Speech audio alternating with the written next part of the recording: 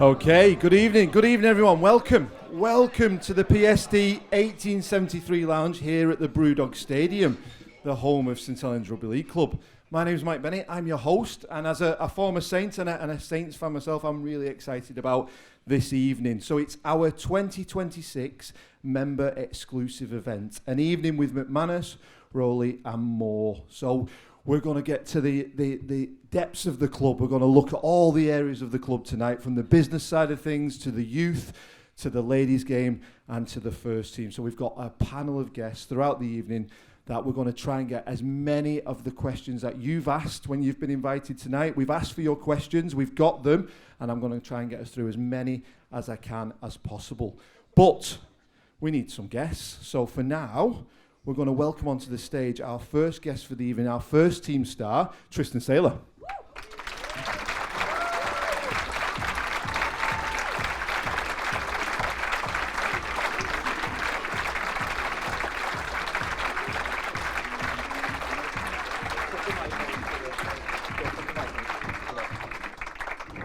Okay, to join him, can we welcome for the first time, official welcome for the first time here at the BrewDog Stadium, our head coach, Paul Rowley.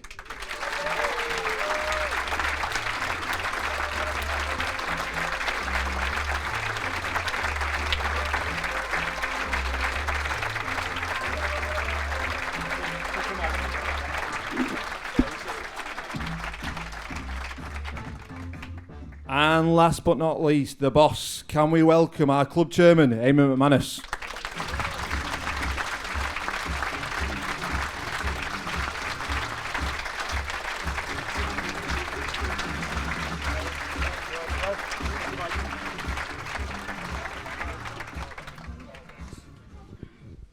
Welcome, gentlemen. Welcome.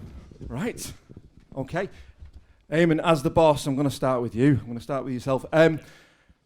Our club is the focal part of our town, and the start of a new season, it's right to have an evening like this. The fans love to know about the club and love to know what's going on, so it's right to have a night like this. Yeah. No, very much so. We should do more of it, particularly with these comfy chairs. I've never had this sort of treatment before. But great to be here and welcome everybody. And it's like being in the cinema here, looking around at everyone. But I hope we have a great night, and we're here to answer questions that have already been posed and any further questions that need to be. But I think it's a great thing for us to do, and we should be doing this more often, yeah. And already it's been a bit busy off-season. A new stadium name, players in and out, a new head coach, and that's before we talk about the changes to the Super League. So as the chairman of the club, how do you feel we are leading into the 2026 season? Yeah, as you said, it's very often the busiest time of the season anyway, is the end of the season, and building for the following year. How are we? Well, it's like you say, some good things have happened. There's changes obviously happening in the club, and at this stage of the season, you start to set your objectives, and the objectives, I think, are major improvements at every level, whether it be on the field with the team and the coaching setup and the commercial setup. But there's certainly room for improvement at every level, and it's very, very much my job and my honour in many ways to make sure that these things do happen. And we'll be looking into that improvement and the changes that are being made and how they're being instilled into the club up through the course of the evening. But I want to bring Paul in. Welcome to St. Helens. Welcome to the club. The new man in charge. How's it been with the first few weeks as our head coach? Yeah, it's been great. I think I've had most of the players back this week. Obviously the internationals and some of the overseas players haven't arrived yet, so that'll be some time yet. But it's probably given an opportunity for the younger players to get a little bit of a voice with the bigger characters not in attendance. But everybody's been really receptive. The back office and everybody up here have been fantastic, really friendly. And then, like I said before, the players have been receptive.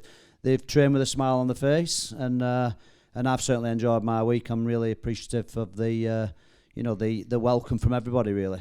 And we'll come back to sort of the pre-season and the vision over the next couple of weeks and the off-season, because it's so important to get the lads and the team prepared for how you want to play and how we want the season to pan out. But go back a few weeks before that. Tell us a little bit about the call from the club and your feeling at you know what? I think I'm going to become the head coach of St. Helens Rugby Club? Yeah, it's something that took me by surprise, if I'm being honest. You know, the well-documented troubles at Salford. I maintained some consistency there. That I wanted to be the last man standing, so I kept a sole focus on that, and had a little bit of confidence that what will be come the off-season. So there were obviously pressure on St. Helens at that time, and around Paul, who I know very well and respect, you know, very much. So I remember sitting on the couch, understanding that pressure and opportunity might come maybe at St. Helens. But I remember jumping up in the air when you scored that winner against Leeds Rhinos, you know. And two reasons why. First reason, because Shane Wright scored it, who obviously have an affiliation with, and I nearly saw him smile at that point, which is not too often, is it, Tristan? So, and then for the second reason, that we're really pleased for Paul as well at that point. So, however, you lost the next game, and the opportunity came, and for whatever reason, the club, you know, needed a little bit of a change of direction, maybe some freshness, and I jumped at it both hands really. I was very honoured and privileged for the club to make contact through Mike, and then had a chat with Eamonn and the board, and we seemed aligned in our thinking, all equally excited about the possibilities and the potential that's in this club, and it's been in this club and continues to be in this club, you know, for a long period of time. So it's lived up to my expectations in week one in terms of all the youth and the good work that Derek and the people bringing the youngsters through, and so I just want to sprinkle my DNA on and see if and we can get a little bit more appealing to the eye and entertain a little bit more, which is obviously a proud part of St. Helens' history that I think, you know, from one thing of my teams, I think everybody's seen that I have a clear identity, and I feel like it's aligned with what St. Helens are about, and so hopefully we're successful with it. Well, we've got some questions from fans coming up, and they're asking exactly that about your identity as a coach, how you want the team to play. So we'll shelve that for a minute. I don't need to answer them now, then, do I, mate? So I've already answered them then. So we can get off there. We can go. Listen, we were talking just in the room there that you've probably had the most unique coaching experience, unique compared to any other Super League or probably Australian coach, with the Toronto job, and then what you had to deal with, the challenges at Salford last year. All those that you faced and all those different challenges, does that help you as a coach? Does it help you as a man manager?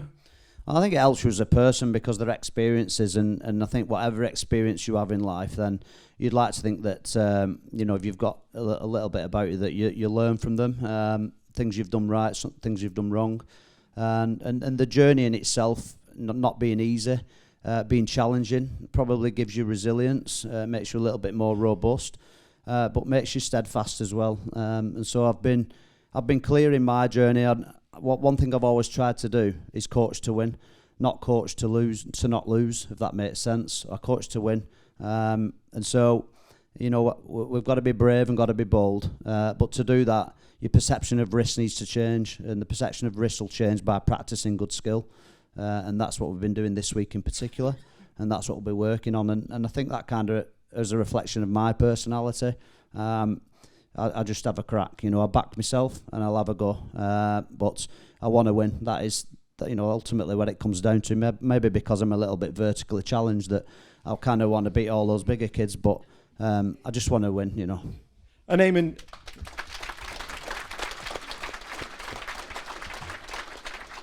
Eamonn, you sit with Mike, you sit with the board of directors at the end of last year, and the decision is made to go in a different direction and get a new coach. Why Paul? Why Paul Rowley?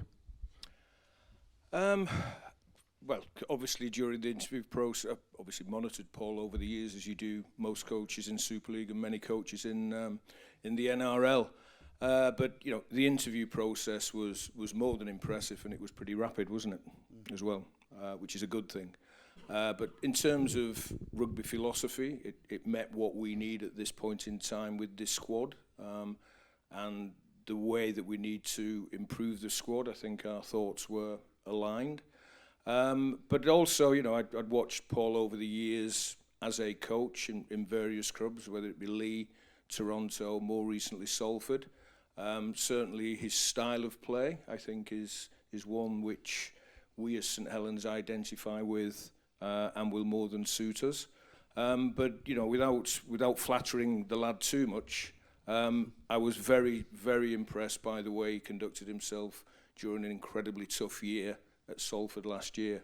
You know, how someone can lead that team in that environment, in that level of uncertainty, with that level of emotion around it, when you don't know what's happening tomorrow and there's nothing good happening, but did so with confidence and dignity throughout, never deserted what was a rapidly sinking ship, I think was a real testament to leadership quality and strength of character. And you need those differentiating factors between a good coach and a great coach, and I think Paul's got the making of that, and hopefully he's the right club to exemplify it.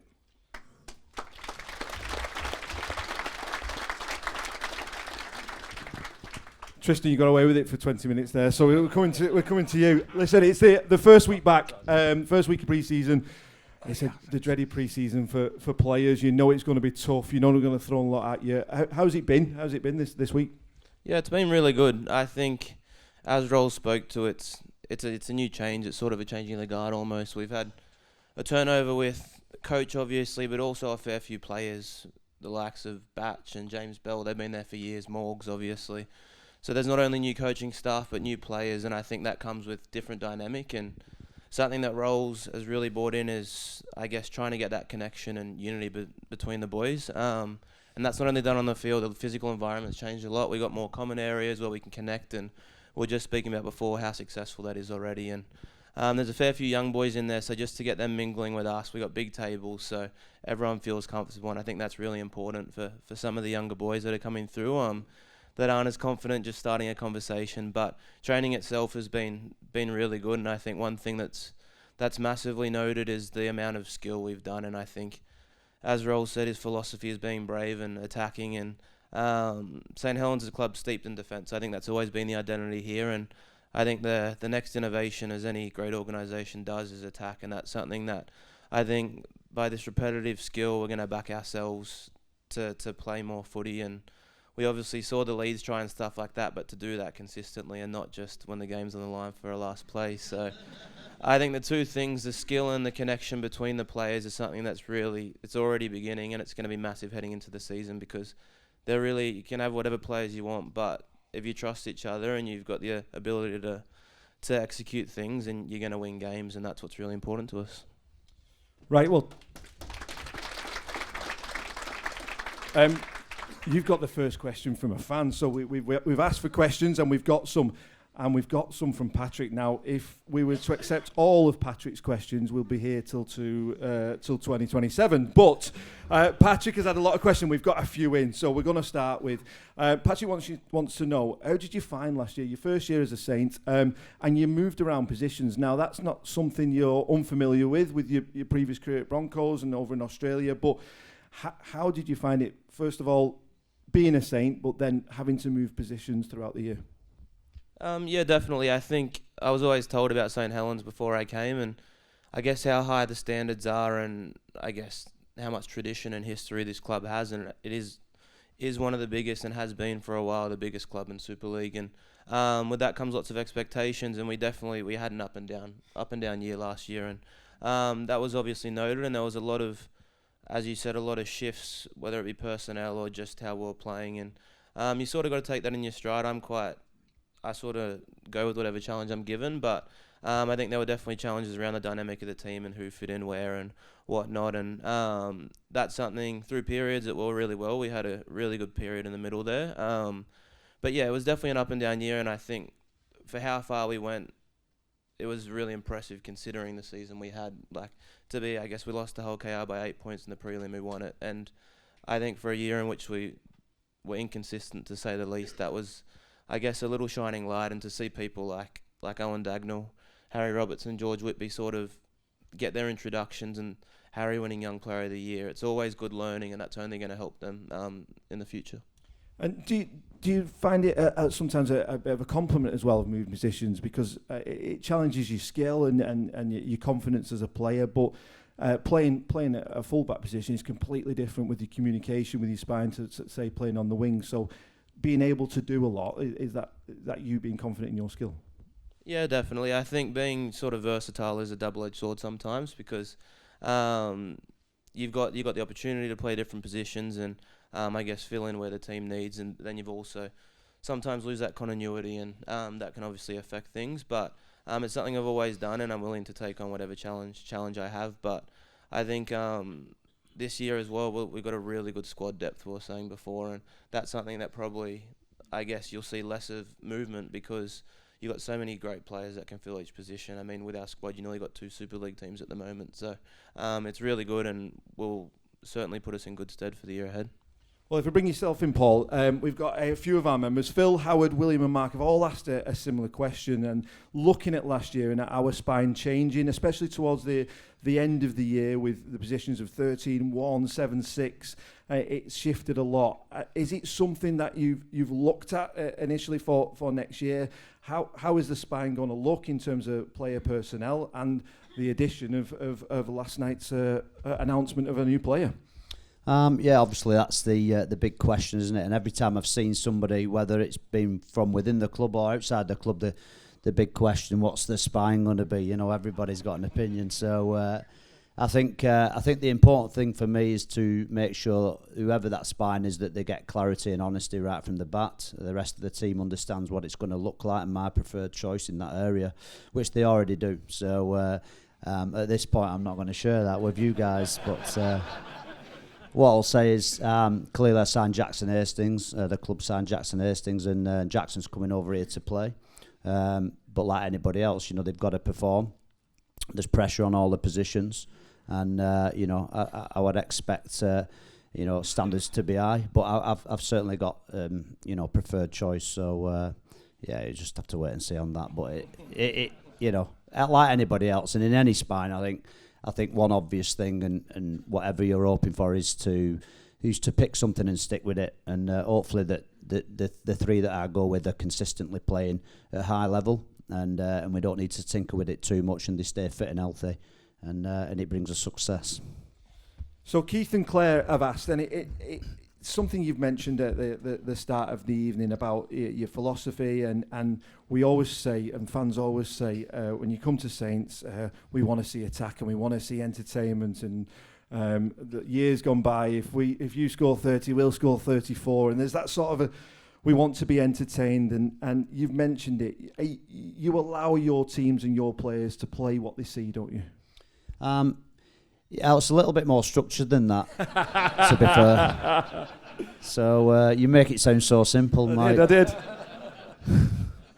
I think first and foremost, I've come into a club, and when I've been coaching other teams, I've not been shy in actually putting St.Helens up on our board and in our video footage, in trying to emulate some of the benchmarks they've set defensively. St.Helens over a decade have been the benchmark for everybody's defence. I feel that there's probably 4 or 5 other clubs that's getting up there now and getting to the standard that St. Helens are getting, but their attack have equally improved as well. And I just feel that that's an area of Saints game that, you know, we can add another layer to that and be a little bit more threatening and offer a few more shapes and you know, and challenge the opposition a little bit more in that area. There's not a lot wrong with St. Helens as a team and as a club. So if you add another 15% to that attacking options and movement and shape, I'll be clear with you. My philosophy, what I would say to these boys, is movement and shape to create one-on-ones, and then we'll back ourselves one-on-ones. But the movement and shape, like I said before, you need to be brave. It's a difficult way of playing. I like to have transition in attack and play from deep. You've seen my teams do that before. And like I said, it's the perception of risk, isn't it? I love it best when I get all the fans, and it'll be a few fans here as well, maybe 20,000 on a good day, all going, oh my God, what are they doing? Because they've passed it twice, 10 metres out from their own line. You ask for it, don't start. So what I'll say is, again, the perception of risk, if these boys rep it out enough and practice the skill to a level where risk it doesn't seem to be a perceived risk anymore, then we'll be confident enough. And you know what? I'll back them to do that. Now, if there's an error here and there, then so be it. But again, we have that perception that my teams play with risk and a kind of carefree attitude. But you know, prior to other than the anomaly last year, my team completed at 81%, which was the second highest in Super League. So again, it's the perception can be misleading sometimes. So it's not a risk if you practice hard enough and work hard enough. And as Tristan pointed out earlier, there's something that St.Helens has got is an unbelievable work ethic that represents not only the team but the community in the town. And you know, listening to Mike Rush and Eamonn speak about what it means to the community in town, then we like to think that we want to represent this club in the best way possible.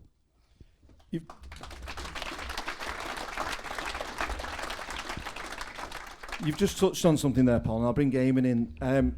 When new players come into the club or staff come into the club, we do a lot on the history of our town and what it means to be part of St. Helens and our working life with all the industry that we've had, and it creates people in this town who are hard workers, and we want that, and we want to tell people the history of the club when players come into this team, don't we? Eamonn. Yeah, I mean, I think a lot of players, particularly English players, are very aware of it beforehand. Australian players less so, not just about St. Helens, but about the area and the likes. It's always good, no matter where you go, whether you're a rugby player or moving to the side of the world and the likes, to find out about where you're living, because you appreciate it more, you get more out of it. And that's accentuated when you're coming to one of the greatest and most well-known rugby clubs in the world. So, you know, we go out of our way to impress upon the importance of our history, because your presence is a reflection of your history, isn't it? In any aspect of life, but particularly in sport.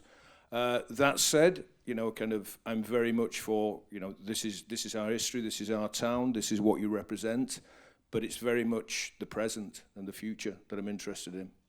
You know, it's the next chapter in that history, and the next chapter in that history is next season.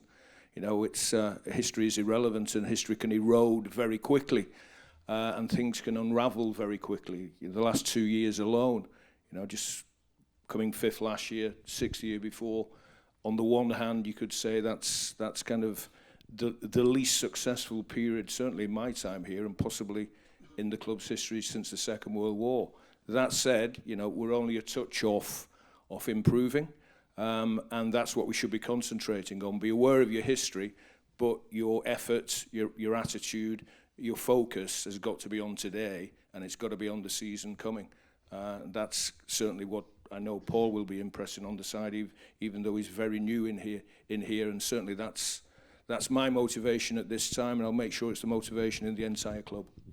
Now, the season coming, we'll see a Super League with 14 teams in it. And you've discussed this in the past, but Ian, one of our members, has asked, were Saints in favour of that decision for the expansion to 14 teams? Yeah, we were. I mean, it's the starting point of it is you know, we're in a 12-team competition. We have been for the last dozen or more years now. I think we had a 6-year period at 14 teams prior to that. I mean, the 12-team competition does have a major failing. Both in terms of the integrity of the competition and in terms of its finances, and that's the loop fixtures. You know, just looking back at last season, we played Castleford on August the 2nd at home, and then on August the 22nd you're at home, and people look at that and think, I'm not going to either.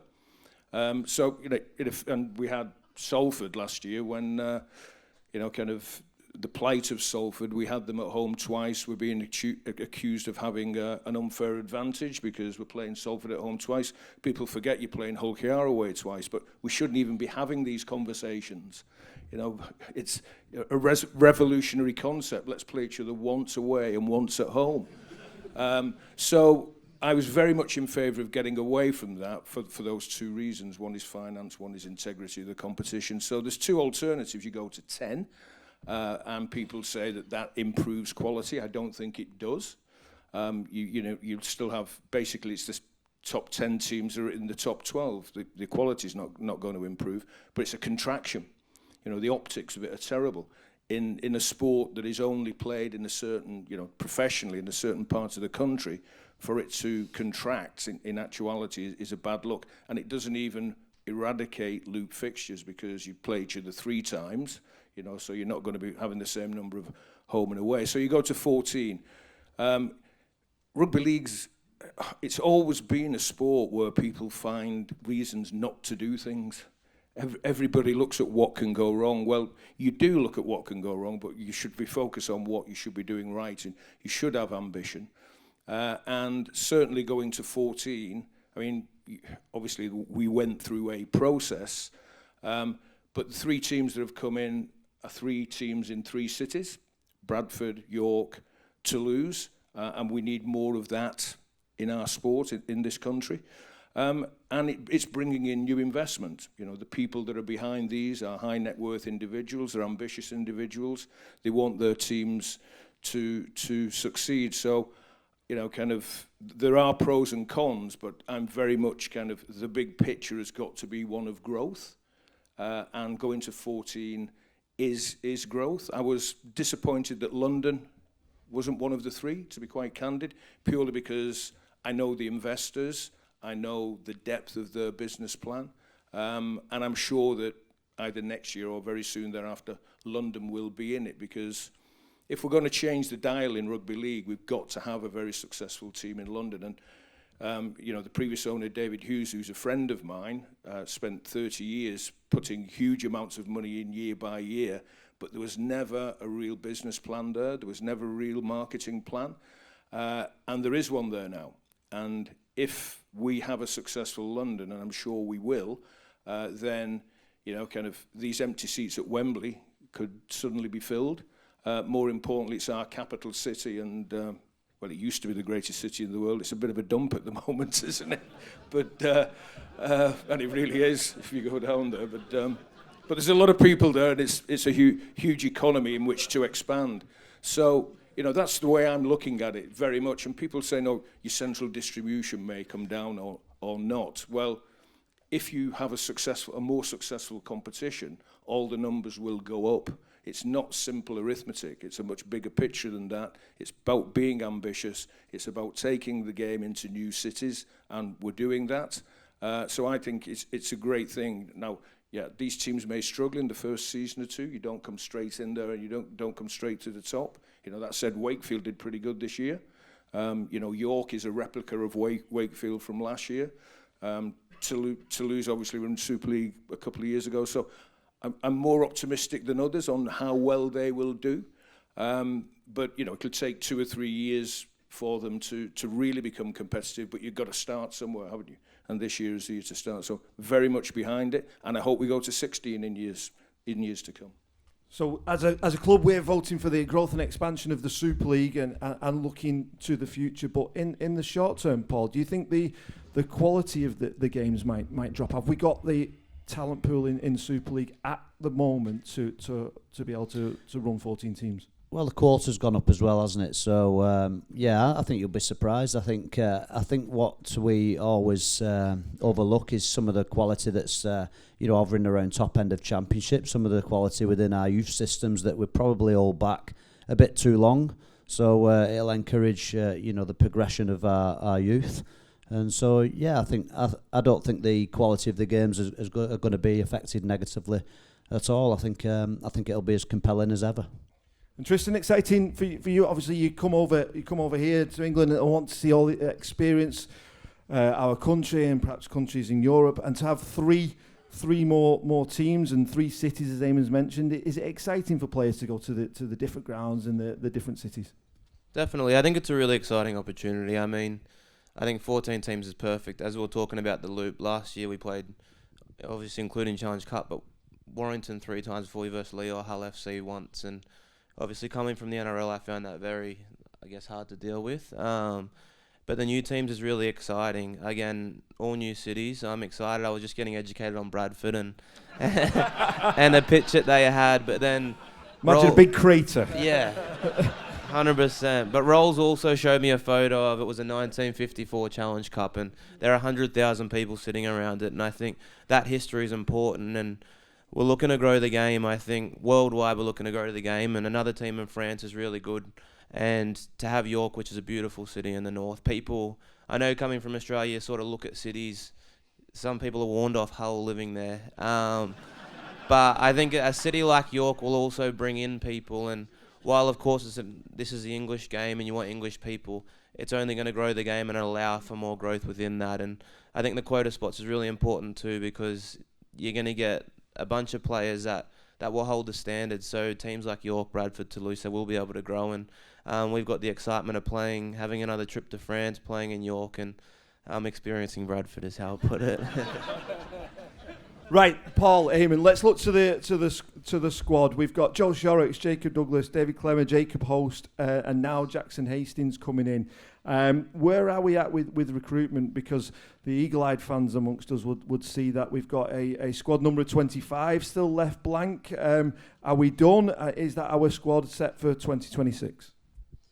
The 25 number, I just think a squad's always fluid. Recruitment's always a fluid thing, so we've left that open.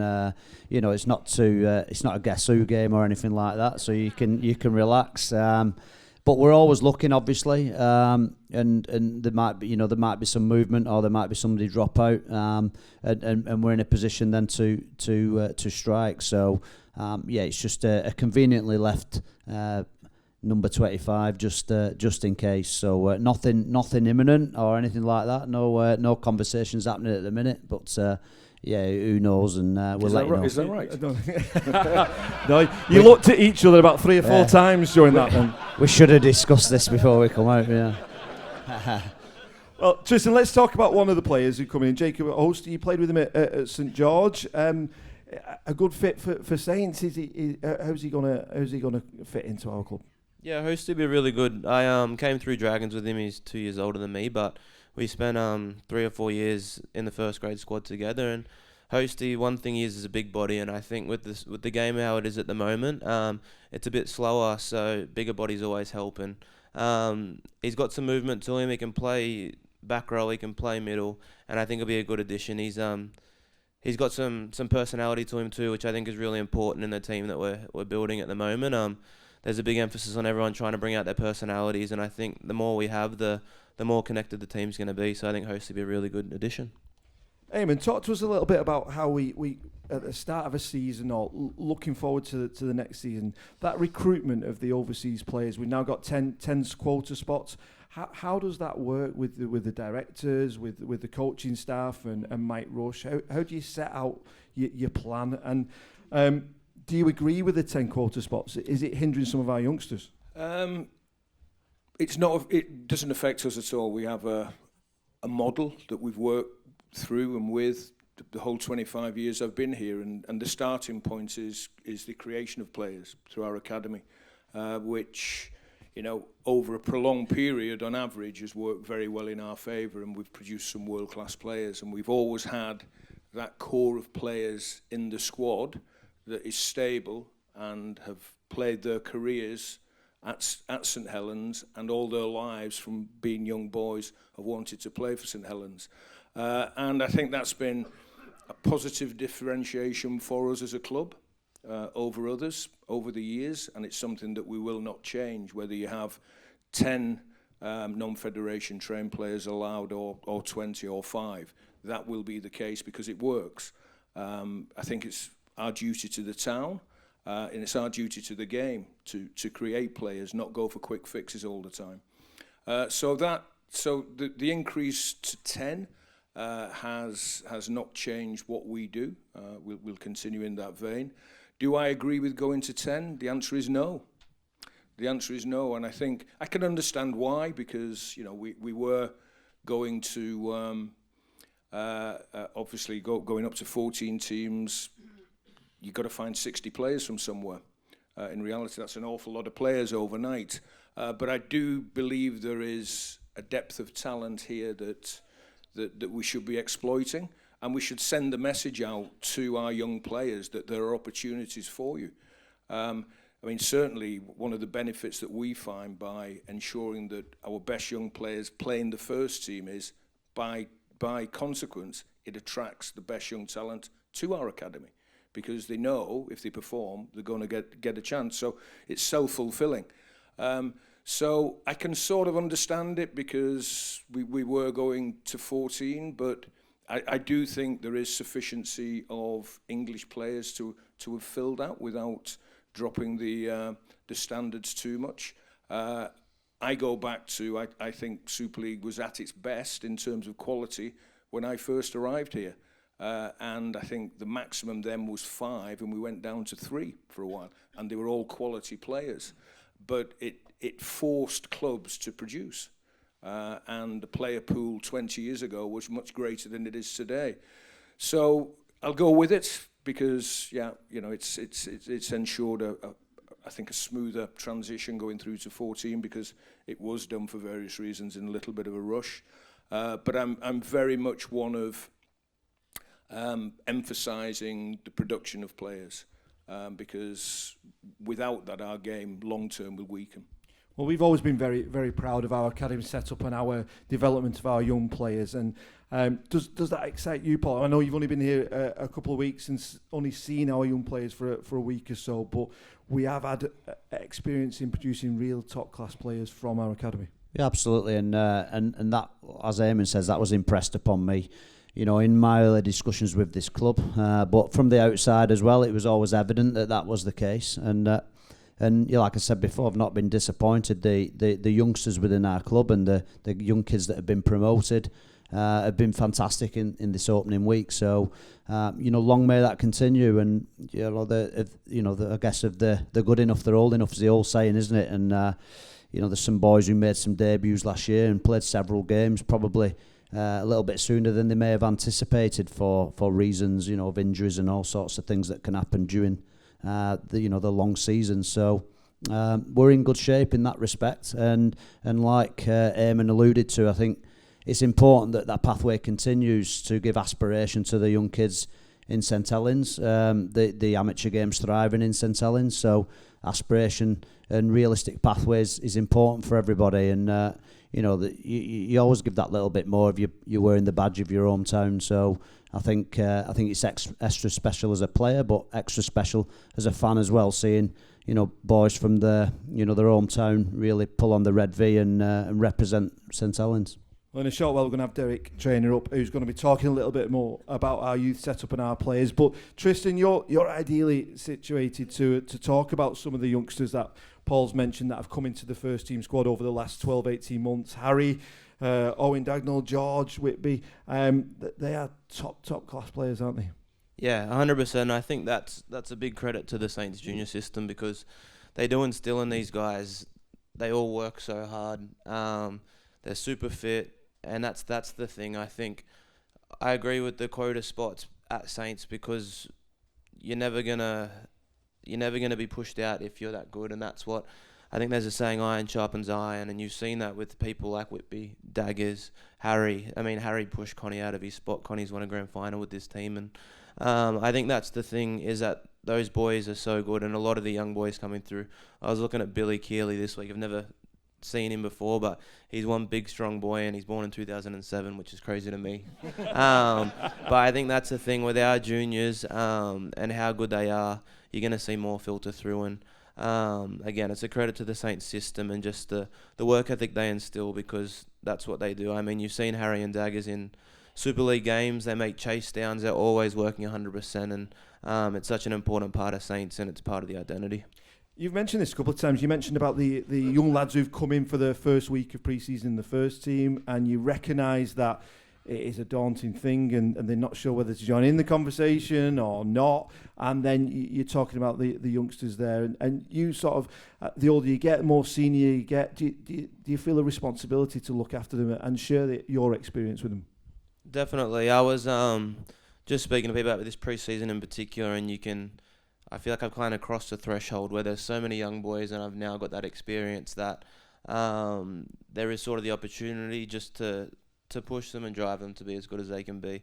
Not in a bad way, but more just encouraging them to And I think along with the skill that we've been doing, because it is almost basic skill, but it's just nailing that and having the confidence. And I think confidence is a big word, and whether it be on the rugby field or off it, you need confidence, and that's a thing that Harry and Daggers have that in abundance, I can tell you that. But for a lot of young boys, they don't, and that's something that's the most important thing in rugby league is confident, because you could have all the skill, talent in the world, but if you're not confident enough to make a play or order this person around, then it's going to be a tough gig for you. So I think it's really important, and I guess I'm taking on that role, especially with a lot of the international boys out at the moment. It's something that, as I said, with Batch and Belly and stuff going, there's sort of a change in the guard in us senior boys, and we're trying to really push the younger boys to achieve their potential.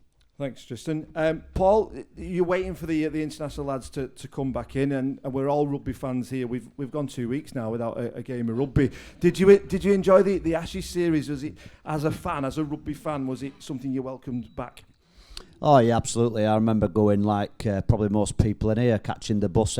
Everybody used to get the coaches from pubs on pub trips, didn't they, and go down to Wembley for the Ashes opener there. But I enjoyed it. I didn't enjoy losing, obviously. I thought actually the last game, I really thought we was going to do it. We had them on the racks there, but the Aussies are the Aussies, aren't they? They just know how to get that win. So disappointing in the results, I guess. But we had some representatives in there too.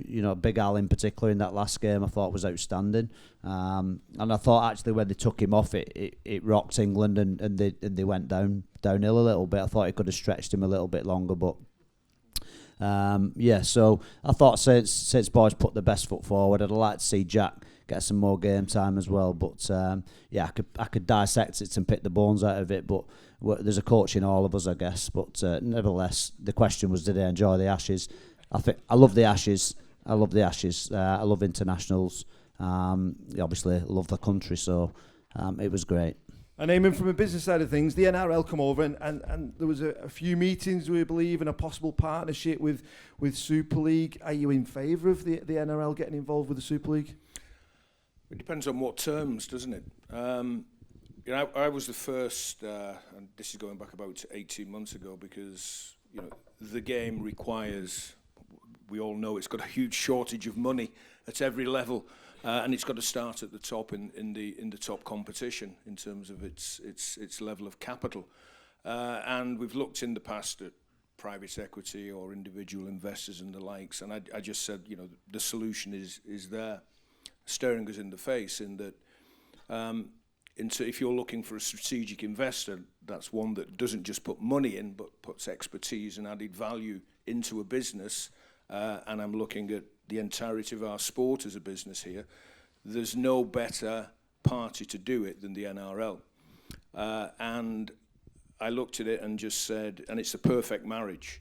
Kind of the NRL's strength is its weakness. The NRL is just firing on all pistons. The competition is quite incredible. The broadcast valuation has quadrupled in the last 3 or 4 years.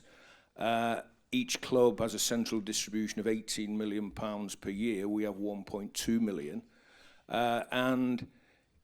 But where does it go? It's a saturated market. It's dare I say, Tristan, it's a prisoner of its own geography. It's a prisoner of its own economy. Where it is at now is the same as Aussie rules, isn't it? It's pretty much saturated. Conversely, our weakness is our strength. Dare I say, we've been a badly run sport for way too long.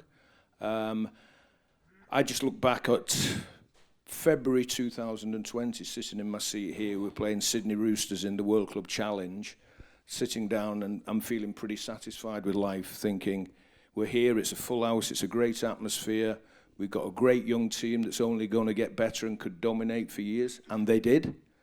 On the night, we performed pretty well. We were missing some key players, but we just on the wrong side of the result. And then this meteor out of the sky called COVID came along.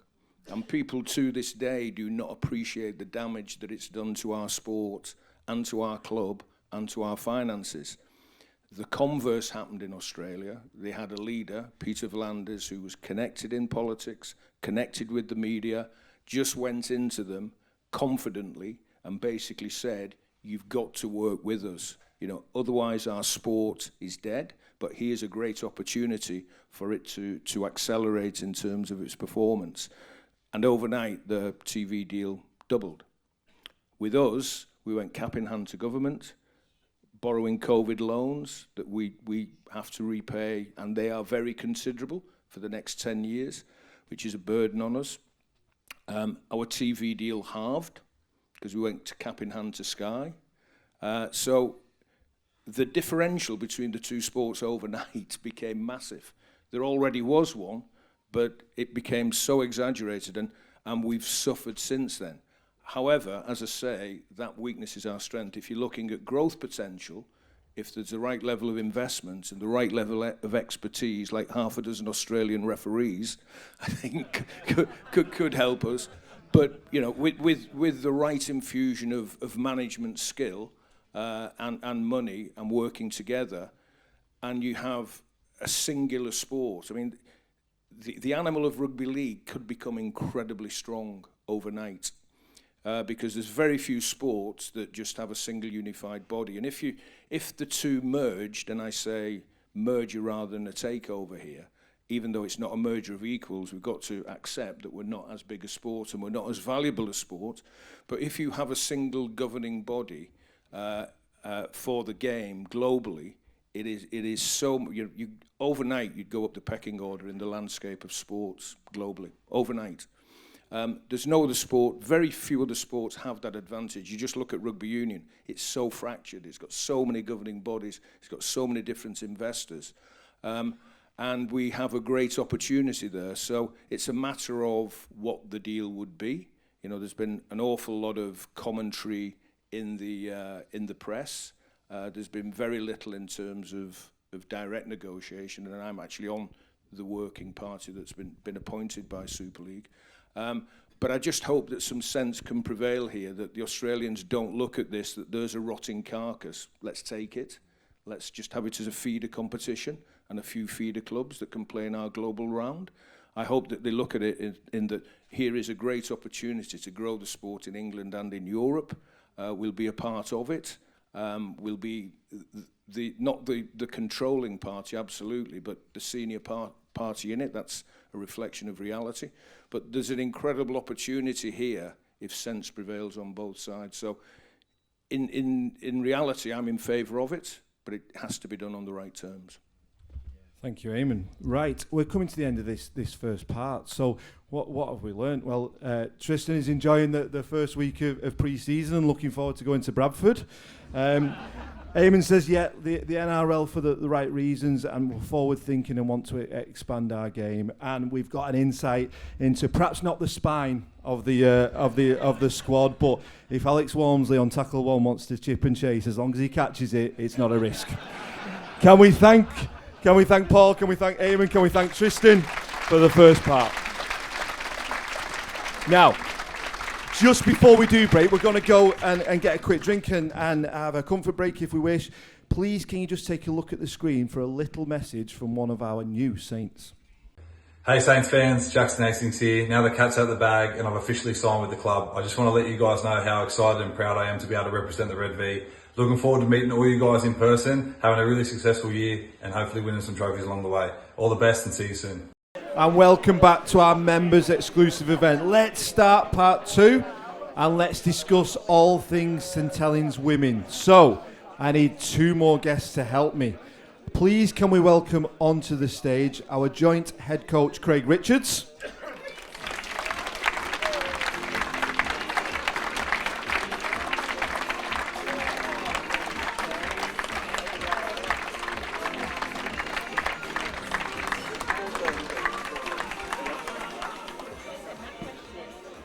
And to accompany Craig, Saints and England star prop forward Vicky Whitfield.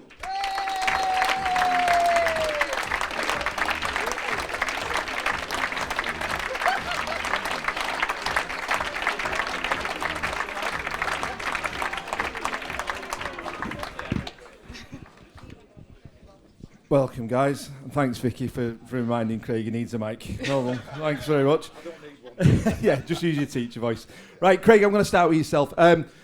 It's been 12 months ago, you and Derek, the Anton deck of Saints, you returned to the women's programme at Saints. How has it been over the last 12 months? Yeah, fantastic. We had a great year out with the reserves and managed to win a grand final. And as exciting as that was, there was always an itching, and we kept looking across at the girls' training and wanting to go back and really just be part of it, because they're a great bunch of people to be around, and we've thoroughly both enjoyed it. The girls have been receptive, they've worked really hard for us, and as a coach, that's all you can ask, really. It's a different dynamic to coaching the academy, the youth, or the men, isn't it? And it's just a sport. The women's game is just growing exponentially, isn't it? Yeah, absolutely. And talking of dynamics, Bradford is a great place. You've poisoned a certain individual to think it's porn. I take offence, having been brought up there and played there, so you'll love it. But yeah, absolutely. But yeah, the dynamics are slightly different. There's some real big strengths working with guys, but I like to focus on the strengths that the girls bring to the table. And the one thing they are is they're really receptive and they want to learn. And there's no better example than sat next to me. What Vicky's achieved in the game, both domestic and international, being in the World Team of the Year. That comes through hard work, dedication, and focus. And the one thing you're always never short of as well with the girls is a really fun, enjoyable and hard-working training session, and we all like to think we're thriving. Now, I'm saying there's more girls playing the sport in the community clubs, in schools, but for the Super League itself, you've been in it and out of it. You've also been England head coach during that time. Do you believe, is it getting more competitive? Yeah, absolutely. It may not seem it in terms of the top 4 teams that have been dominating. I think we'll have an addition to that this year with Huddersfield. They've invested really well and recruited really well. But one of the things that the girls have been really keen on over the years is the legacy, and particularly at international, these girls wanted to be role models for younger players, young female players, something that, you guys always talk about you never had. And we've really seen the growth of that. And I like to think we're getting some really good young athletes, some really good coaches within the women's game, and things are just getting stronger throughout. Our competition at the start, we didn't get everything we wanted this year, but what we got was a real strong competition, and that's what we want, really, because if we're going to grow, we can't dominate. We want to dominate all the time, but we can't dominate all the time. So yeah, things are definitely improving. Vic, do you agree from a player point of view? You're in it. You're playing week in, week out. You see and feel the intensity of games. Do you feel the WSL is growing? Yeah, definitely. So when obviously we started in 2018 when we were put together, and there was like the top 3 have always been that sort of consistent competition over the years, and then having obviously Wigan coming in and dominating and being really successful this year again, have almost then kick-started another change in the competition, another year for a new challenge. So it's really exciting, and like Craig said, Huddersfield investing is another exciting, addition to the Women's Super League. But then you've got, at Saints, you've got 2 of our players now on a player exchange programme in Australia, which is so exciting. Like, me coming through as a youth, like, I never had those opportunities. Like, I'd go to a competition and have, barely have a team to play. So you get put in like different teams and you make up with girls you've never met before. So to have that now for our youth coming through is so exciting. Do you enjoy that responsibility again? Similar to Tristan, because I was lucky enough to interview you all in 2018 when you first come, and there was a little bit of should we be here? Do we belong? Where are we? And sort of not being comfortable. Now we see this game growing. We see everyone talking about it in the community clubs, and you've driven that. And now, is it your time to look after the younger players and make sure there's that development through to when they get in the first team? Yeah, definitely. I think at Saints especially, like, we're quite an older squad, so we are encouraging those younger girls coming through, like Erin McDonald, who's a really exciting young prop forward coming through. I mentioned Caitlin and Mia there as well. They're again, two really exciting players coming through. And as a senior player, it is about more of a nurturing role now, rather than, obviously I still want to compete and I'd be fuming if they took my shirt, but there is an element there where I really want them to do well. Just not too well. And Craig and Dec, as coaches, they're very, very different people. They bring different strengths. What's the strengths and the areas of development for Craig and Dec? What do you love about being coached by him? Craig's always the one I go to when I want to be told straight. So there's no BS with Craig. He just tells you how it is. And when I want honest feedback, he's the guy I go to. But Dec is also honest, but he's a little bit more softer with his approach. But both coaches have been really important to my development personally. Craig was my, the coach that gave me my shot at England. So really important to me, and obviously had that belief in me from when some people didn't. So got that opportunity through Craig and through my own performances, he'll say, and batter me for saying it was him. But we've had some really honest conversations about confidence and things like that. And again, first conversation I had with Dec was, I want you to believe in yourself as much as I do. So both coaches really nurturing and want the women's game to grow. So yeah. Do you talk about that with Dec? Because it's natural, isn't it? People go to you get a response out of certain players, and then you might hand over to another player to Dec to talk to another player, because you have different ways of approaching what you want to say to the players and what you want to get out of them. So do you say, well, you say this to this player and I'll say this to another player? Yeah, in a way we do. One of the things we're not precious about who the players want to talk to, and we always say find a staff member, not just a coach. Find a staff member that you can connect with and go and have honest conversations. And we're really blessed. We've got a great group of staff. People will see me and Dec, but beneath that there's some great assistant coaches, psychiatrists. There's everything. But in terms of me and Dec, we're not precious. If players come with me and want some honesty, they'll come to me. If they want to go to Dec, if they want to go to Susie, who's our chaplain, go to them. It's about finding what works well for you and then transforming that into your performances on the pitch, but also your life off it as well. Now, talk about Vic. She's quite unassuming, isn't she? Do you think she's realising the impact she's having, both with the players around her and the impact she has on a match day? Because she's some player, isn't she? Honest answer, for the first time this year, Vicky's starting to realise who she is. And it's been frustrating over the years because you were quiet at one stage. I think Mike Rush gave me the nickname Silent Assassin on my first season. So, yeah. Yeah, listen, there's a reason why Vicky captained Lancashire this year. She was vice captain for England. The growth over the years has been absolutely unbelievable. When she made the world team in the World Cup, she couldn't really believe it. But I think since then she's grown on and off the field into a real good leader. And I'm hoping one day she captains this great club and hopefully captains her country as well. And obviously what she's doing, she's not far off. But she's starting to recognise the effect that she has on people around her, especially younger players, and also her leadership skills within the team. And for the first time ever this season, I've experienced it where Vicky's coming to us as coaches and telling us this isn't right, that needs to change, we need to do this. And for us, it's fantastic. It's absolutely fantastic. It's a growth of a player, isn't it? And very proud for some individual honours, being the vice captain of England and captain in Lancashire. Just a very proud moment for you and for your family, I imagine. Yeah, definitely. It was like Craig said. I'm the type of player that just comes to training, gets my head down, and puts a shift in and goes home. But this season has been a bit of a transition for me, where I have felt the younger players looking up to me and stuff. So to get those opportunities to be vice and support Jodie as the captain for England and then captain Lancashire, when that opportunity came round, it was just a really surreal moment, and one that I was really proud of, and my family were too. Well, we've got some questions from our members as well, and the first one is to you, Craig. And John has asked about the importance now of the Women's Academy. We're going to talk a little bit more about the men's academy, but the women's academy has to be successful, and it has to see that development pathway to the first team, doesn't it?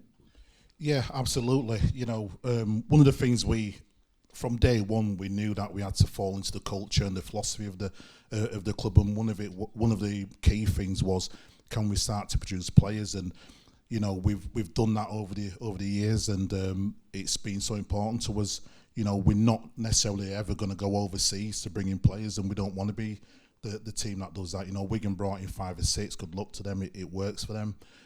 But for us, it's about local talent, and over the years, we continue to produce some really good young players. And Vicky touched on it. There's 2 young girls at the moment spending the next 12 plus weeks with the Dolphins in Australia, just experiencing something a little bit different. We've promoted 4 girls into the first team this year. 2 came last year. The likes of Ray MacDonald, Kate Modshead came through the academy.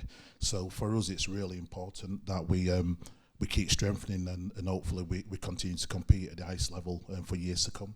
And Vic, Catherine's asked about, we mentioned the younger players coming through, but how important the senior players are, the likes of yourself, the likes of Jodie and Emily. We've managed to keep hold of those players, and I imagine there's been offers from other clubs for those players, but we've managed to keep hold of them, and that's driven the ethos of the team, hasn't it? Yeah, definitely. I think there's a core group that came through when we started in 2018 from Thatto Heath, and they've stuck together, and they are the core of the team, and obviously they've been here a while, and they drive standards, and obviously the youth coming through helps, change up things a little bit. But yeah, it's really important. I think what's been really great is that the club have really looked after us over the years. So we are an older squad. So things like medical care is something that's like, we were one of the first teams to introduce that, where the girls get injured and, they put the bodies on the line. The club are going to look after them. And I think things like that have just been really important. And again, things have stepped on again this year with the introduction of a new S&C and everything else that's coming along, and nutritionists and things like that. So, we're really looked after here, so it's easy to stick around when those offers come from other places. And what does it take? You're going to sit down as a squad, if you've not done so already, and look at the goals for next year. And obviously, the goal will be to get silverware back. What's it going to take for this team to get the silverware back? I think I just touched on it then. Like, we've had a little bit of a shake-up with just small changes. So an introduction of a new S&C, some new coaching staff as well, to bring some new ideas and things, and just strengthen what we already have. I think between us and Wigan, there was only 8 points, that separated us. So it was really small margins that, made us miss out inevitably on silverware. So we're only 2 weeks into our programs, and already, I said before, I struggled standing up because they're that intense. But it's what we need. It's the shake-up that we've needed for a couple of years now. So yeah, really excited. Well, we've got Patrick back. Patrick's got another question sneaked in, and he's asked Craig. He's asked about recruitment, and is it needed? We've seen Darcy, we've seen Berry leave this week, and what's it going to take to topple Wigan? Because everybody's talking about Wigan at the moment, and that will hurt as a Saints player. But as Vic said, we're not too far off them, are we? Yeah, Wembley was interesting. There's not many teams, if any, that have been and won 4 Challenge Cups, then got their 5th time to compete for the trophy. And I think you've got to put that into the spotlight that, it was tough for the girls. I think mentally it was almost an expectation to turn up and win. It didn't happen for us. The next 3 games, as Vicky said, 8 points between us over the 3 games. So we need 9 points really this season, don't we? And we'll be okay. But listen, for us, it's just about working hard, continuing what we need to do. And Paul touched on skill level and almost taking chances. At times we need to be braver. But to be braver, we need to work harder on a small detail, and we've already started doing that. And I feel as though we'll get what we deserve this year, like you do every year. And to keep training and working as hard as what the girls are doing now, we'll be okay. In terms of the girls going, it's a real competitive squad. We'll promote within. There'll be a couple of players announced, but we're not actively looking for wholesale changes. And it's difficult, if you went out to find after us and women's players, you'd struggle to get anything better than what we've got. Yeah, it served us well in the past, hasn't it? It served us well with our academy set up, where we develop from within. Exactly. So we'll develop from within and learn within, and we'll improve that way. Well, guys, thank you so much for those insight into last year, into next year. It's been a beacon of light having the the women's game at our club, and you've been so successful, and we wish you the best of luck for next year. So a big thank you to Craig and a big thank you to Vic.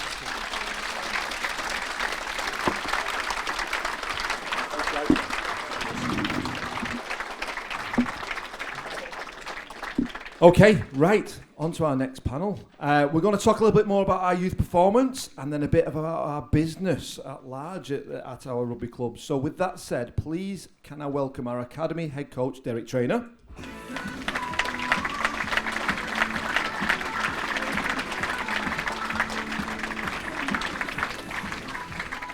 And joining Derek, our general manager at Saints, Dave Hutchinson.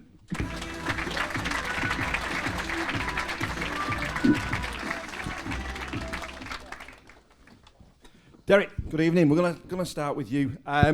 We've spoke a lot about the youth development and our academy system, whether it be in the men or the ladies, and it's such an integral part of our club.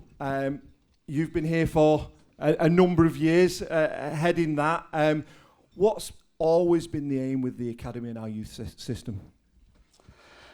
Basically to develop players and young lads. Our aim is to help them to become the best that they can be. Hopefully that takes them through to our first team. That's the ultimate aim, to produce players for our first team. We do end up producing players for other clubs as well. But yeah, it's always the aim. It's not about developing a team, it's about developing players within that system that can go on and obviously perform on the ice stage out there. No, I'm sure when you get the skill set right and you get them competing and the wins come, but is it a hard juggle sometimes? Because you also want to be competitive in the league that you play in, and you want to beat the local teams or the Super League teams around you. So is there that balance sometimes?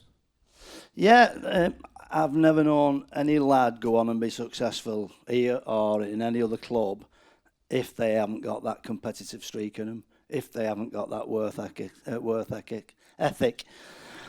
And they just always fall by the wayside. So yeah, learning how to win in difficult situations, learning how to lose and react to it as well. It's all a part of the game, and obviously, as I said, it prepares them for when they hopefully go up and play with Tristan and Paul gets to work with them. Now, coming back very, very soon. It's been not been on the calendar for a few years because of COVID, but something that's driven the success of our academy and the development through to the first team and making really good young men has been the chance to go to Australia. Now, it might not sound much from a fan, a trip to Australia for 3 or 4 weeks, but you get to see a lot out of those players in terms of the experiences they have, not being with the mums and dads to look after them and seeing what it's like in essentially a first team setup. Yeah, they come full-time professionals for 3 weeks, basically.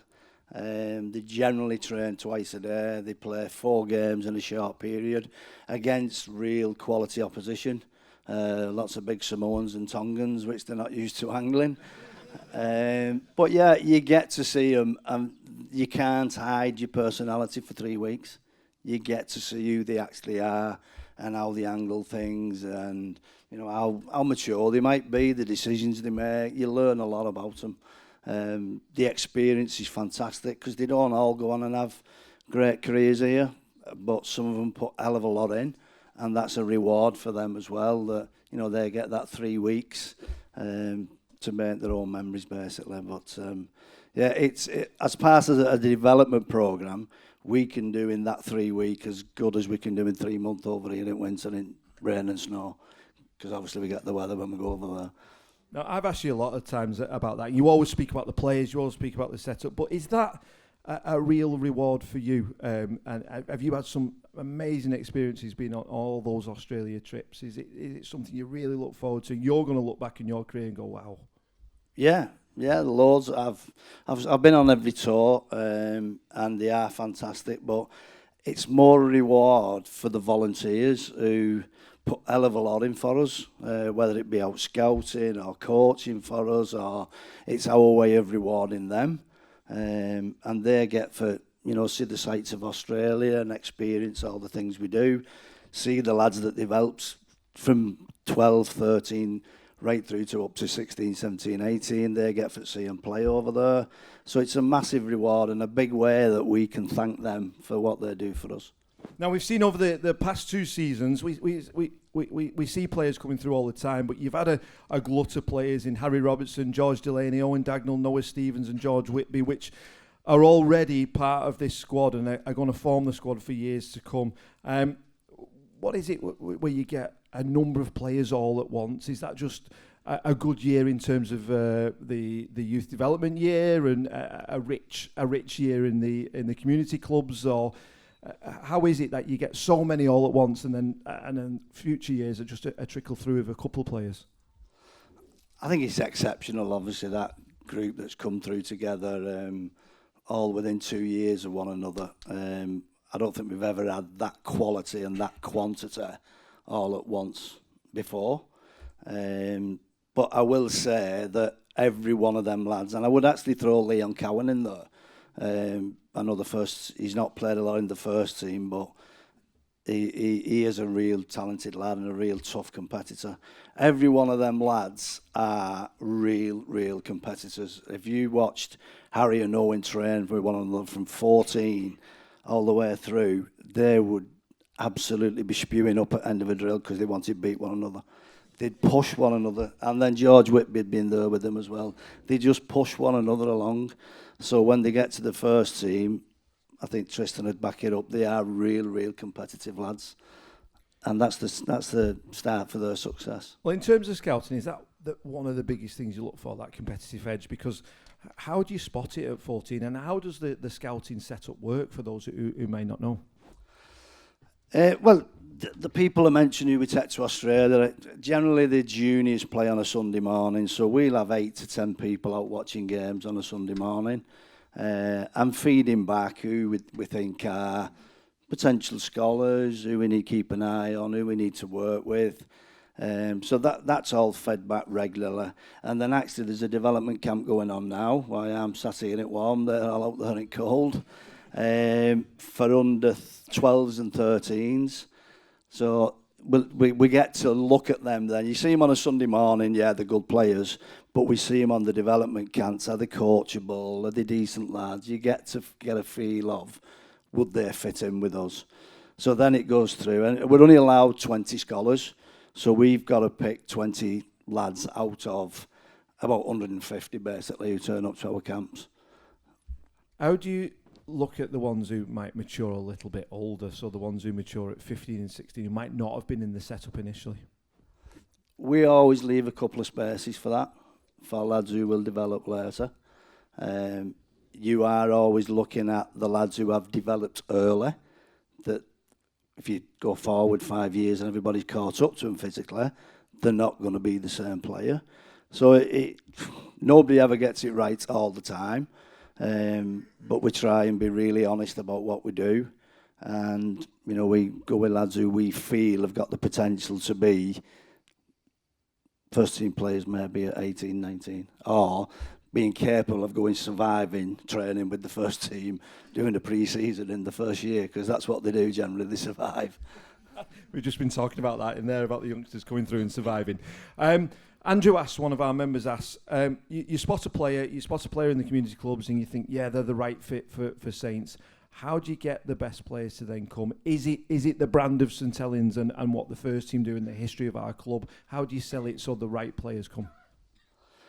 I think the point that Eamonn made before is one of our biggest selling points, that over the years, lads who come and perform will get the opportunity to prove themselves within our first team.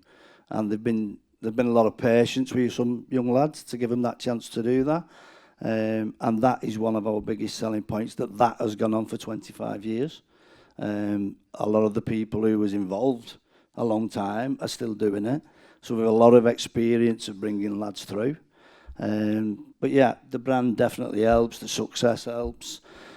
Ultimately, they've got to feel it's the right place for them. And last question, Derek, and probably just as important, and I can speak from personal experience, it's not just about the rugby player here at this club, is it? Because the off the field, the skills that you hopefully teach these young men to be dedicated, to be committed, to be competitive are all the skills that make you successful in life. And essentially, our club, I've always felt that the academy and through to the first team, we want our players to be decent young men. Yeah, definitely. And that's a part of our selection process that we're starting now with them 12s and 13s and seeing what they're like and hopefully they're good people. We always try to bring good young lads in with good families behind them and help them. And then as they go through academy, it's always, they can't just think they're going to be a Super League player, although some of them will. They've got to have a college course or an apprenticeship or something as well, as long as with their rugby. A big one was Matty Lees. Matty Lees was doing brilliant at his apprenticeship, obviously doing brilliant at his rugby. The first team wanted him to go with first team. He wanted to pack his apprenticeship in. We said, if you pack your apprenticeship in, you're not going first team. So he had to mix it up between apprenticeship, first team, doing extra shifts on a Saturday. He got a distinction in his apprenticeship. He's obviously just gone and played for Great Britain, England. So he's made it work. So we can always make it work, and we'd always encourage him to do that. Oh, brilliant answer. Thank you. Can we thank Derek for chatting to us? Thank you. Dave, over to you. Let's talk a little bit of business. It's been a good week for Saints this week. The home kit launch has just been absolutely amazing, hasn't it? It's been a unique thing to watch, a great selling point, and just a fabulous way to keep us in the headlines. Yeah, I think so. I mean, in my history of working at the club and previously in sporting apparel, it's been one of the best shirt launches I think I've ever seen. You know, and I'd like to thank the people who did work on it at the club, because I think, you know, for the limited resources we have, I think they put a really professional looking package together of content, and it's based on a lot of feedback from the fans. It's based on the heritage and going back to '96, and I thought they did a remarkable job. So, you know, I'd like to personally thank them because they did a brilliant job. And as Eamonn mentioned, it's important to look back, and it took me back to that summer of '96 when it was sunshining all the time and Danny Arnold scoring tries and all things like that. But then I look to the future and hopefully a successful 2026. But in terms of the apparel and the shirts, a lot of fans are asking about the retro shirts now, and after the kit launch, are the club looking into that retro market a little bit more? It's an interesting point. I mean, anniversaries are something that the club have always, you know, looked back on and respected and tried to pay some respect to in the design and the thought process that goes into kits. But it's important equally, and I think Eamonn mentioned it, to look forward as well. And a lot of our new fans weren't around. I mean, we've got players in the squad born in 2007, you know, let alone fans who are even younger. And we've got to also be aware of what's going to attract our new fans as well. So I think there will be an element of looking at retro kits and retro themes going forward, but it won't be everything that we base our apparel on and our shirts on, because let's face it, there's specialists out there on retro shirts, and they do. Everyone's got a favourite, so we can't stock them all, can we? So that would be a real problem at a shop level, but it's certainly a theme that we hit on this time for a very good reason, and it's worked for us. It's been our fastest selling shirt to date over the last 3 days. Brilliant. Right, and then new stadium name, BrewDog, a huge partnership. How's it come about with the partnership with BrewDog, and what can we expect them as partners of this club? Yeah, I mean, it's great. It's been a year in the making. I'd like to put on record, you know, my thanks and the club's thanks to Totally Wicked for their support over the last 12, 13 years. It's been really good working with those people.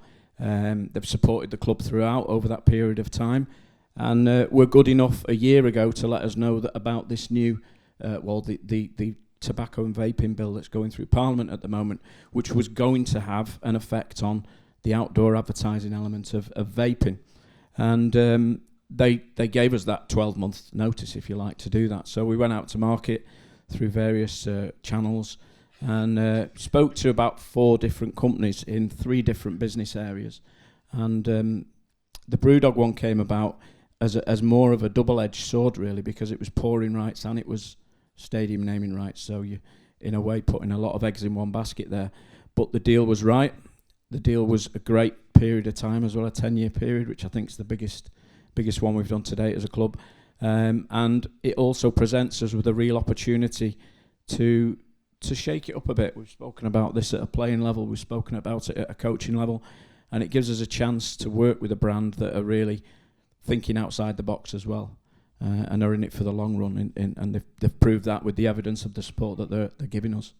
And Dave, can I ask you about the match day experience as well? Because we've got all our members here tonight, and it is there's a big cost element to coming to any sporting event, and it's the same here. But it's more than the rugby match. When you bring your family or you bring your partners, you want an experience, a match day experience. Is that something we continually review and look at, and what can we expect for next season? Yeah, I think we always look at the match day experience. We're under more pressure than ever now with the game being televised as much as it is.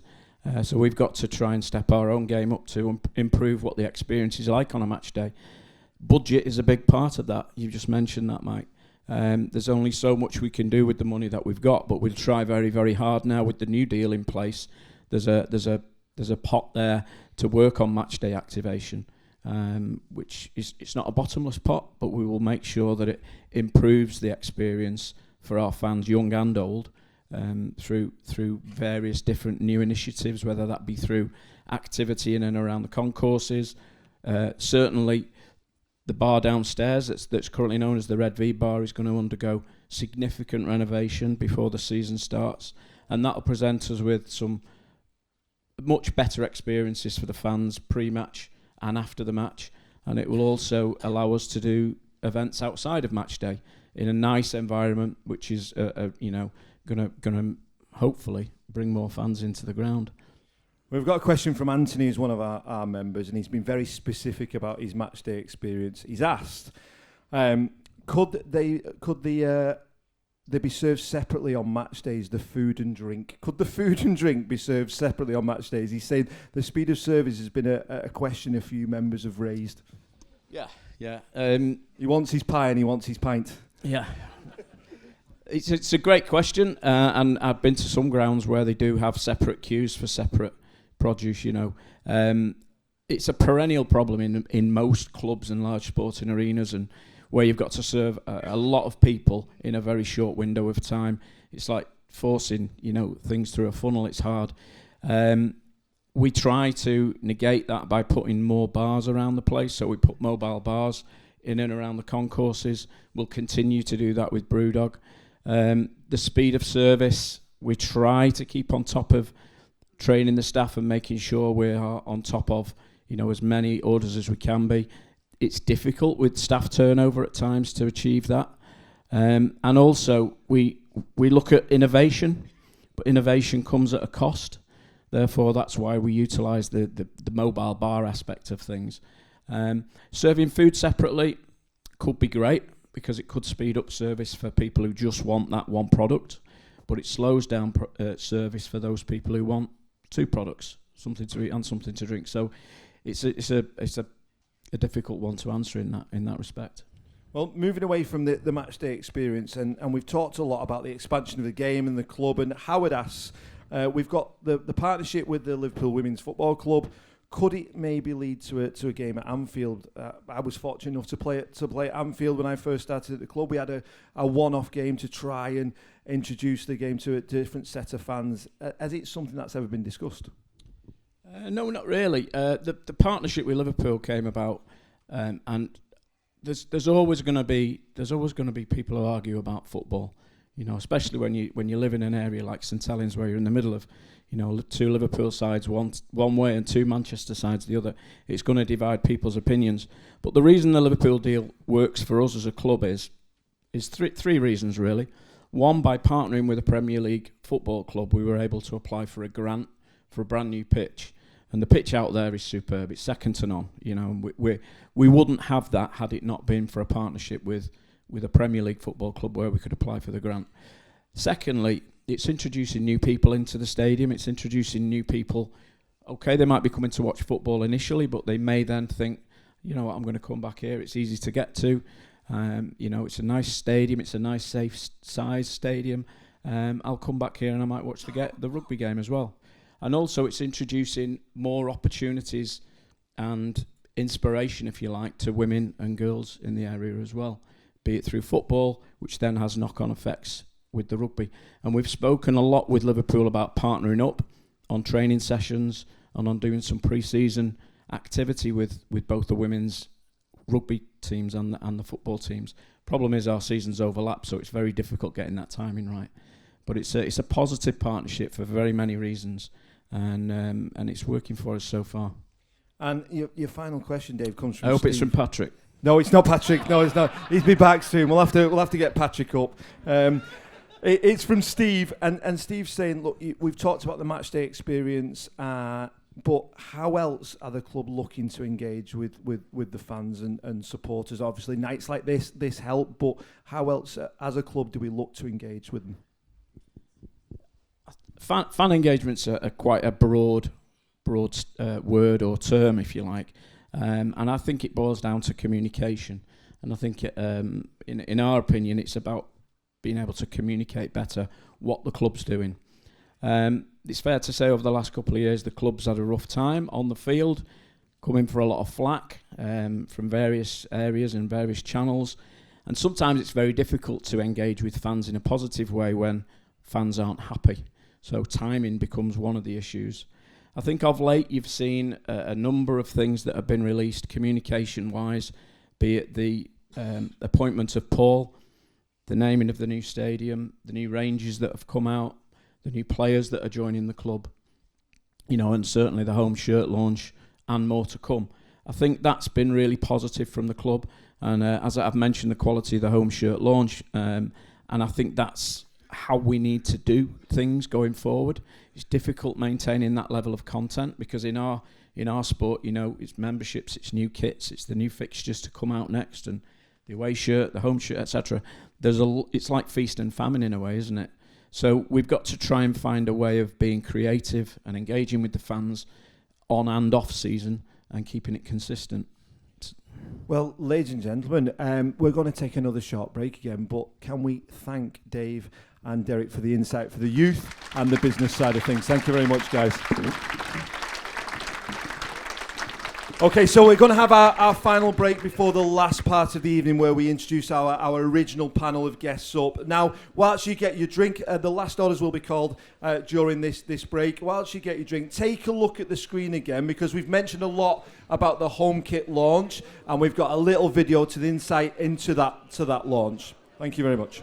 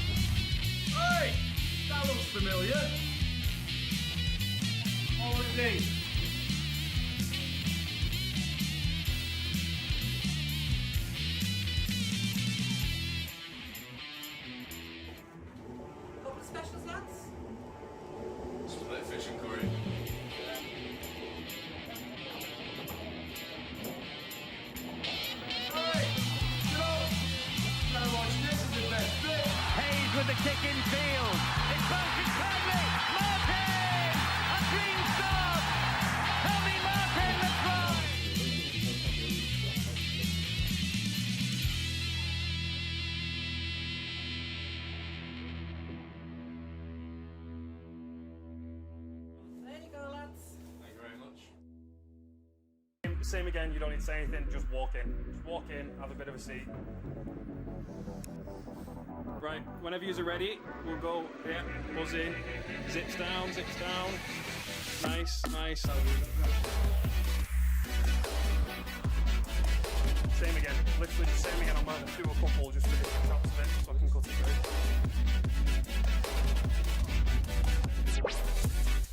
Be looking at me, as the door's on. Oi. Smile a bit, that looks familiar, and to that shirt. Yeah? Hey! That looks familiar.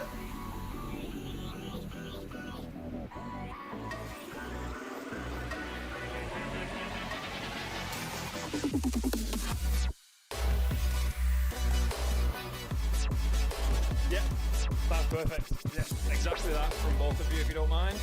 Beautiful, lovely stuff. 3, in we go. Lovely stuff.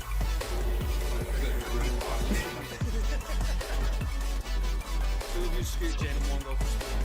Jackets off as you sit down as well. 8. We'll go 3, 2, 1 now. Go that way.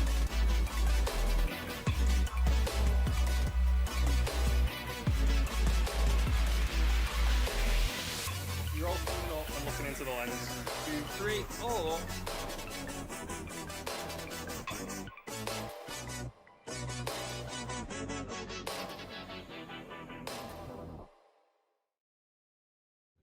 Okay, ladies and gentlemen, welcome back to our last part of the evening. Can we give a warm welcome to our original panel of guests, Tristan, Paul and Eamonn.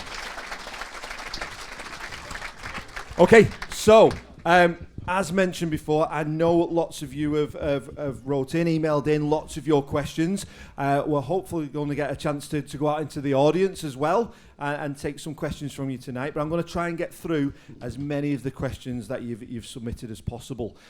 So, without further ado, Paul and Eamonn, you're first up. David has emailed in and asked if you feel that the squad is in a rebuild with a mix of young and old players. So are we seeing some players coming to the end of their career, and is that a challenge to get the mix right? I think that's a fair comment. I think you see it at Leeds several years ago when a wonderful crop of players, all kind of came to an end at once. But I think St.Helens and ourselves have been proactive. And you can see that there's moves being made to bring players through the ranks, whilst also moves being made in the recruitment of people like Jackson Hastings, who will help develop people like George Whitby, and so that that pathway continues, but at a pace that's sensible and protective of these young players, whilst retaining our competitive edge on the field as well. So. To the question, yeah, I think that's a fair comment, but that's I feel that this club's dealt with it.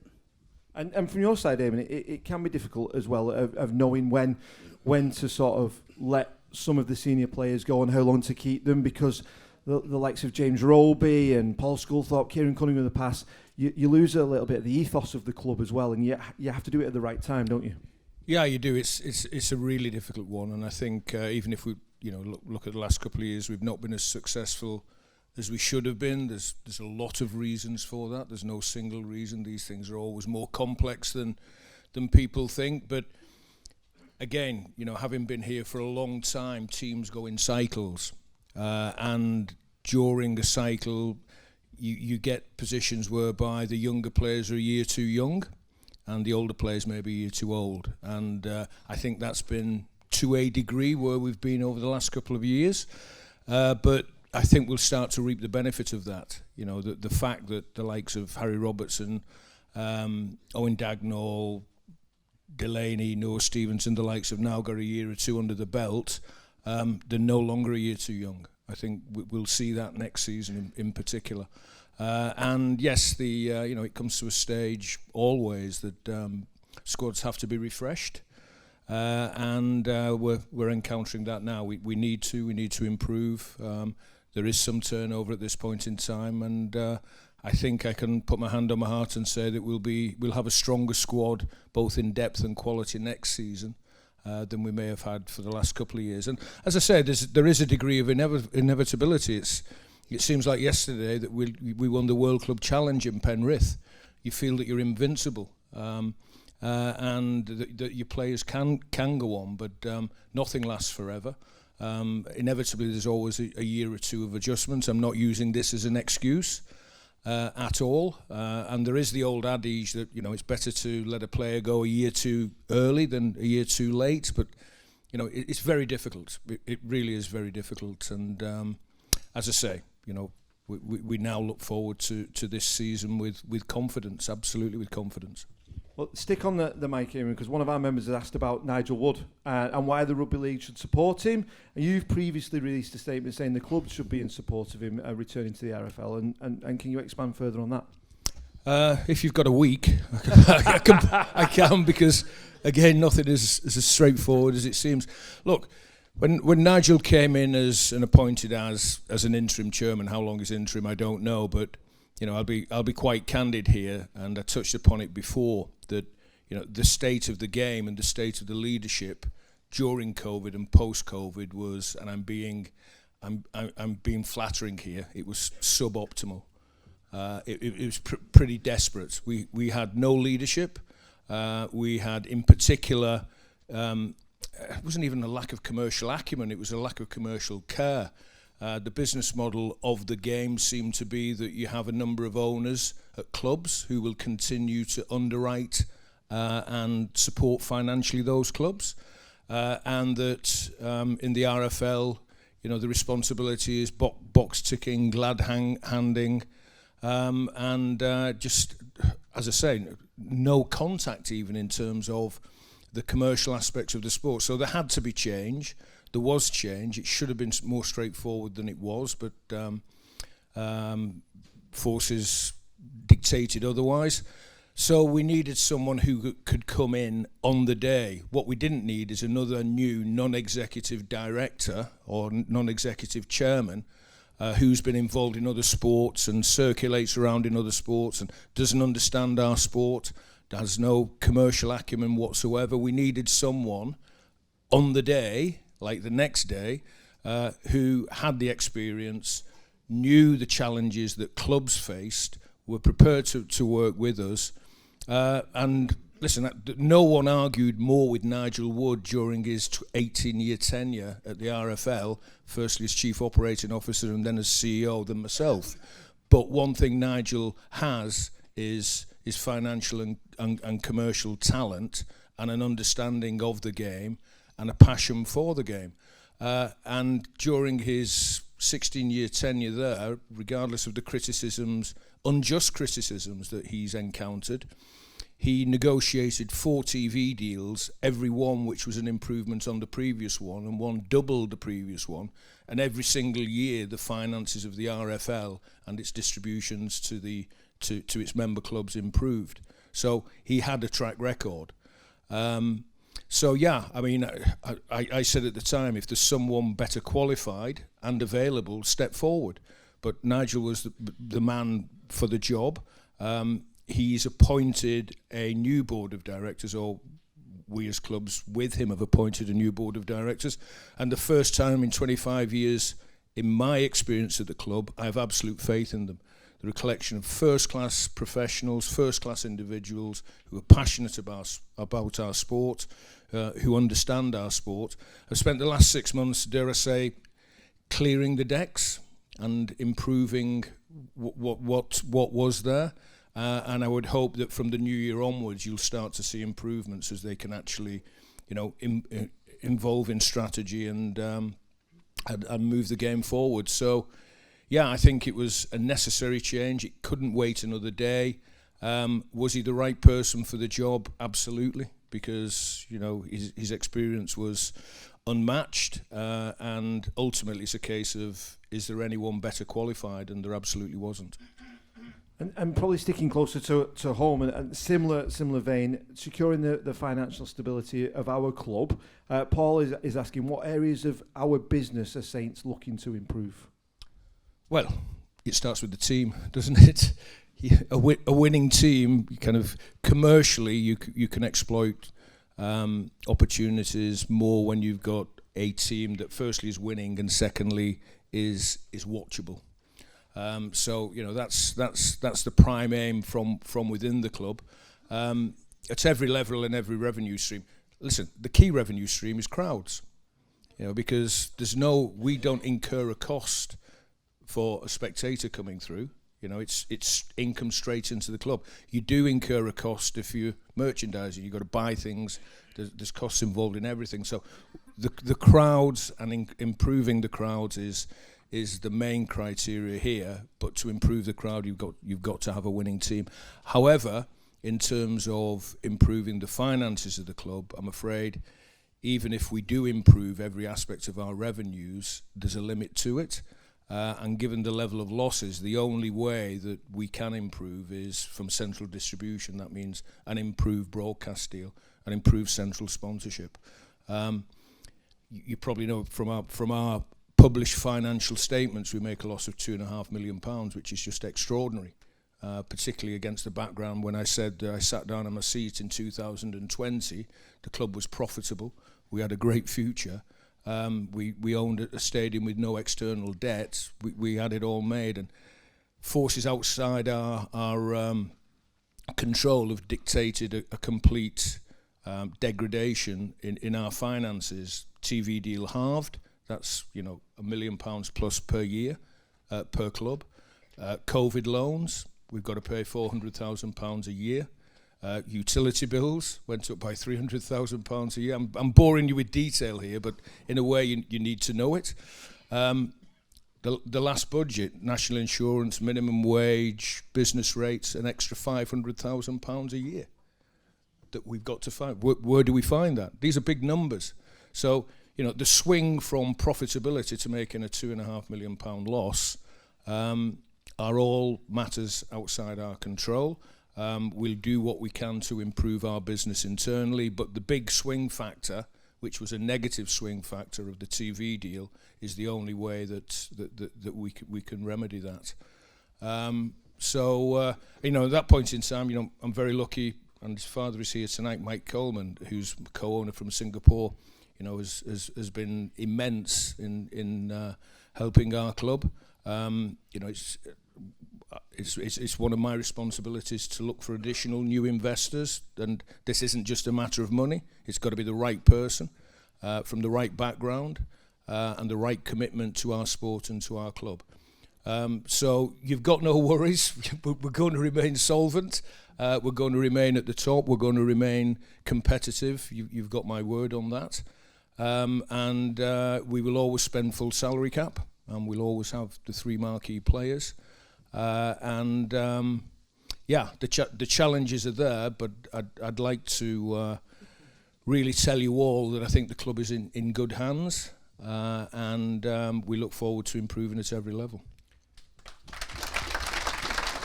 Thank you very much, Eamonn, for that insight.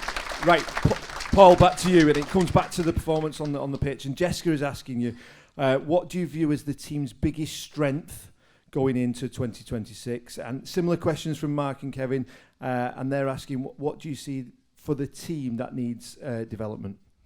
Yes, like I said before, for over a decade now, the benchmark of defence has been St. Helens. It's been their DNA, and it's a brilliant place to start. And I think everything should that's a good start point for anything. So I've come to this club wanting to embrace that, but obviously add a little bit of my DNA to the offence, which is I think what everybody's been kind of asking for. So my philosophy has been, our point of difference has been transition attack, so attacking from deep, and I guess that's a good start point for us. I feel like we've got the personnel, Tristan being one of them, Jack Wellsby being another, and some of these exciting young players like Dagnall and young Harry there who really thrive. And want to play that sort of rugby. So the appetite to change has been evident in my initial interactions with the players. Like I said before, they've been receptive. And I feel like as much as some of the players leaving, in particular people like Morgan Knowles, who's really irreplaceable, he's been he's probably been one of the best players in the league, not just St. Helens. How do you replace him? But I guess what it has enabled us to do is probably implement some change a little bit, and it's made that transition and that change a little bit different. Where, like I said before, the door for change is left open, and the players here and the new players aren't ingrained so much in a particular way that they can't change or adapt or evolve. Call it what you will, but like I said before, I don't want to add an influence or encouragement to play a little bit more, and that isn't, that risk is always. I don't want to get that misinterpreted. Again, I don't see it as risk. I just see it as movement in shape to creating one-on-ones.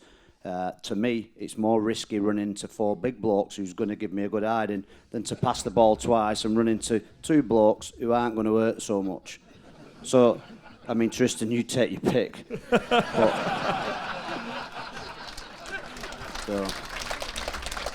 But do you have a time scale on, and you have the benefit of being pre-season, but do you have a time scale of, you talk about your DNA and your attacking DNA of, I'm going to introduce this now and perhaps introduce this aspect of it later on in the season, or is it just wholesale changes from the off?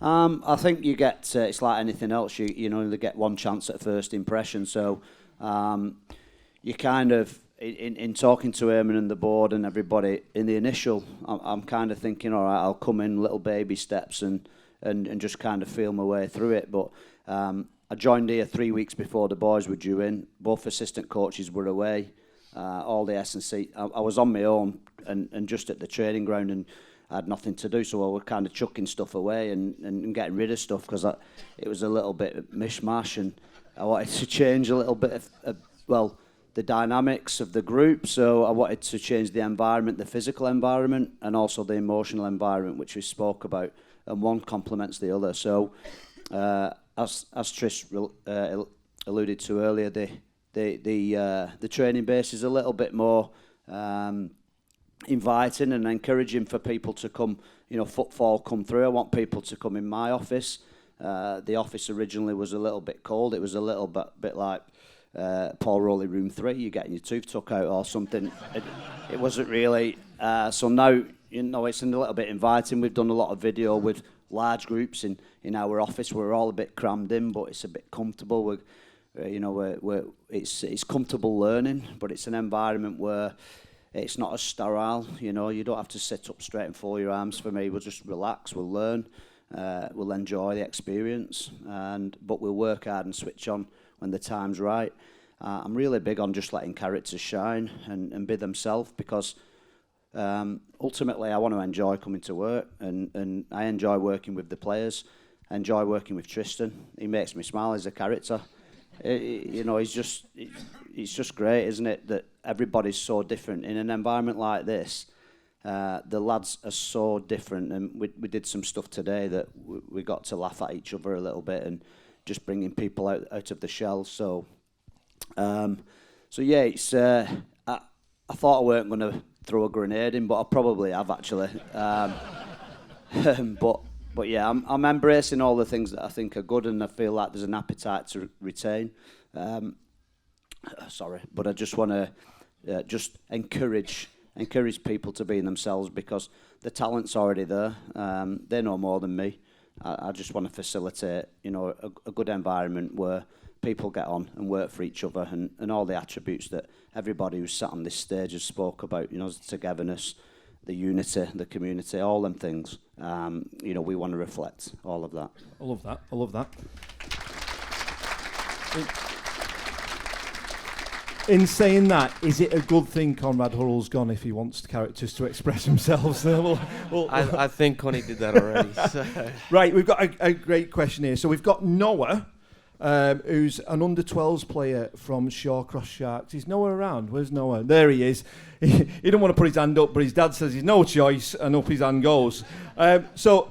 Noah wants to ask, what advice would you give him or other young players to be successful in the sport and to perhaps have an aspiration of becoming a professional player? It's a great question. I think that's probably the start of it, is always being curious and not being afraid to ask stuff. I think we've sort of brought that in, that no matter whether you play 300 games or no games, you should always be okay asking questions, because it's all learning, and that's the main thing. You just got to be willing to learn and improve. And I think even us, I'm 27 now, and we're doing basic passing skill that you sort of go over because it's not as fun as running around, but nailing that sort of stuff and working hard, they're probably the two things that are going to get you there. And I think Rolls has touched on a good point too, is be yourself.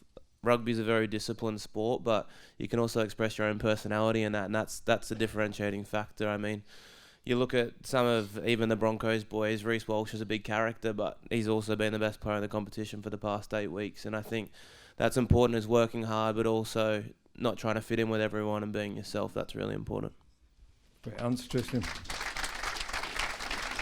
So that lends itself to you guys and your teammates. Rebecca is asking, how does the team improve from players now? Paul's mentioned it and how he wants to imprint how the players need to play in his team. But for you guys, it's just as important. Yes, you've got to buy in. Yes, you've got to be competitive and do stuff to the best ability during the week. But you mentioned Reece Walsh yourself, and you've just said it to know it's the right thing to do with the smile on the face and enjoy it as well, isn't it?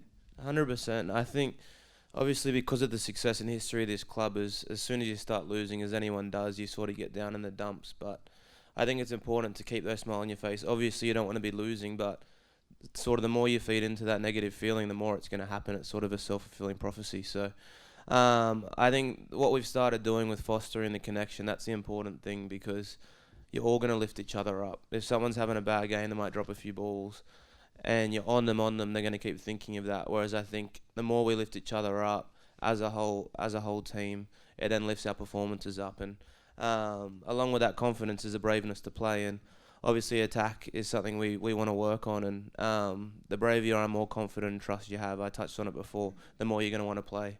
It's always been something of me. I'm confident I'll make a mistake. I'll probably do the same thing and maybe get it right. But a lot of boys, especially young boys, don't have that confidence, and it's something that's really important in success. And I'm getting back to this club back to where it was. Now, two more bits for you. Sharon has kindly made a question, very very bespoke question. She's saying, because this is being filmed, so she can play it back. She's saying, could you wish her grandson Jax a speedy recovery? He's 8 years old and just had his tonsils out on Wednesday. Okay. Well, Jax, I hope you have a great recovery. It's very common in rugby, injuries and stuff like that. So stay positive and focus on your rehab, and you'll be back better than ever. Well, Tristan. Okay, right, and be very careful because there's about 300 of them in. So we've mentioned about your first year in the Red V and the playing side of things, but Rebecca is putting you on the spot here. How have you found the Saints fans following your first season? Because we are a pretty intense group, aren't you? You probably can't get through Tesco without someone asking you, are you going to beat Wigan and are you going to do this? And how have you found it?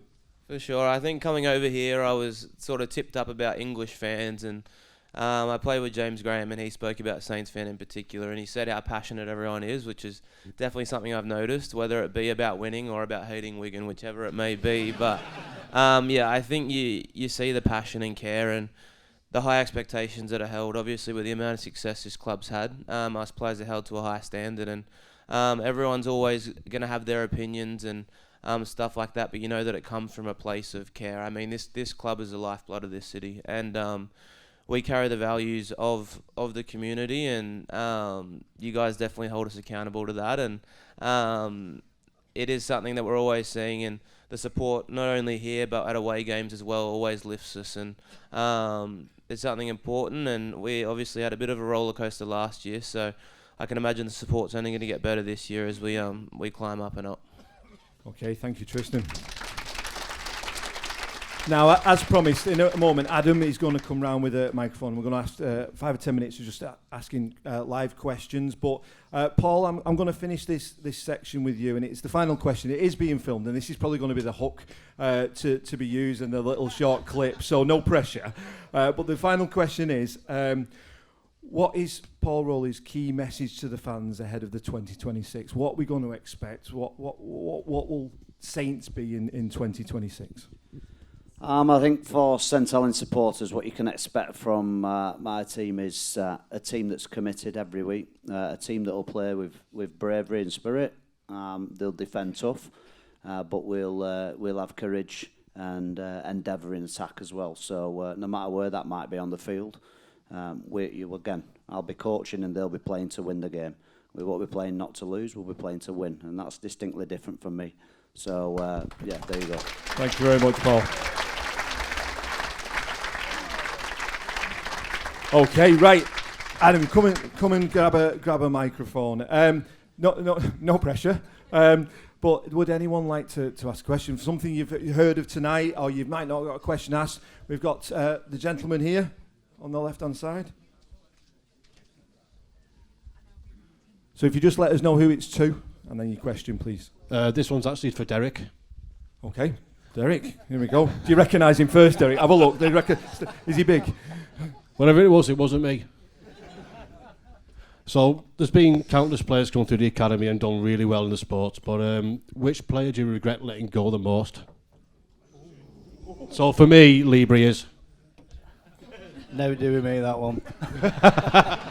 Way above my pay scale, that one.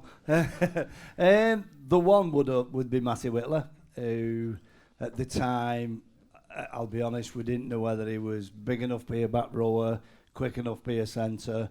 To be fair, we let him go and he went and worked hard and made a career for himself. And come back, and I think he's the only one who's really proved us wrong. Appreciate that, thank you. Thank you very much. Thank you, Derek. Just there. This is to Paul. Have you decided how many pre-season games you're going to play? Because I'm pining for me rugby. I know it's only been just over a week, but We need someone hold a tackle shield or two if you want to come down. Oh, thank you. Yeah. I'm 65. No, thanks. Well, we've not finalised yet. We will. I think Matty Lees has got a testimonial, so there'll be at least one. I would suspect there'll be 2 pre-season friendlies in there, but the scheduling gets tighter every year, doesn't it, with the internationals, and then they usually bring it forward with the season. But I'm pretty sure we'll have two pre-season friendlies. One might feature a mixture of the younger players, etc. But yeah, certainly represent Matty with a strong performance. Thanks very much, Paul. Thank you. Thank you very much. Now, there was a gentleman just behind us. There you go. Thanks, Adam. Just so we're on the record, it's recorded. Where do we finish next season? Anywhere between 1st and 14th, I would say. No, where are we going to finish next season in the league ladder? I think the question was. Well, I answer this question every time when Jenna Brooks tries to put me on the spot. We'll try and beat the bookie, and we'll see where we go from there. How about that? Great answer. If we go to that side of the room, if you don't mind. See how fast you are now. Come on. Ones with their hands up.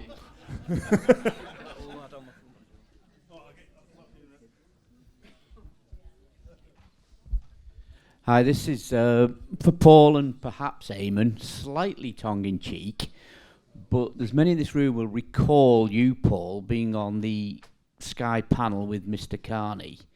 I think it was away at Lee, and you gave 5 minutes of everything that was wrong with Saints at the time. Was that you putting yourself in the shop window? And to Eamonn, did your ears prick up when he said all that? Because mine certainly did.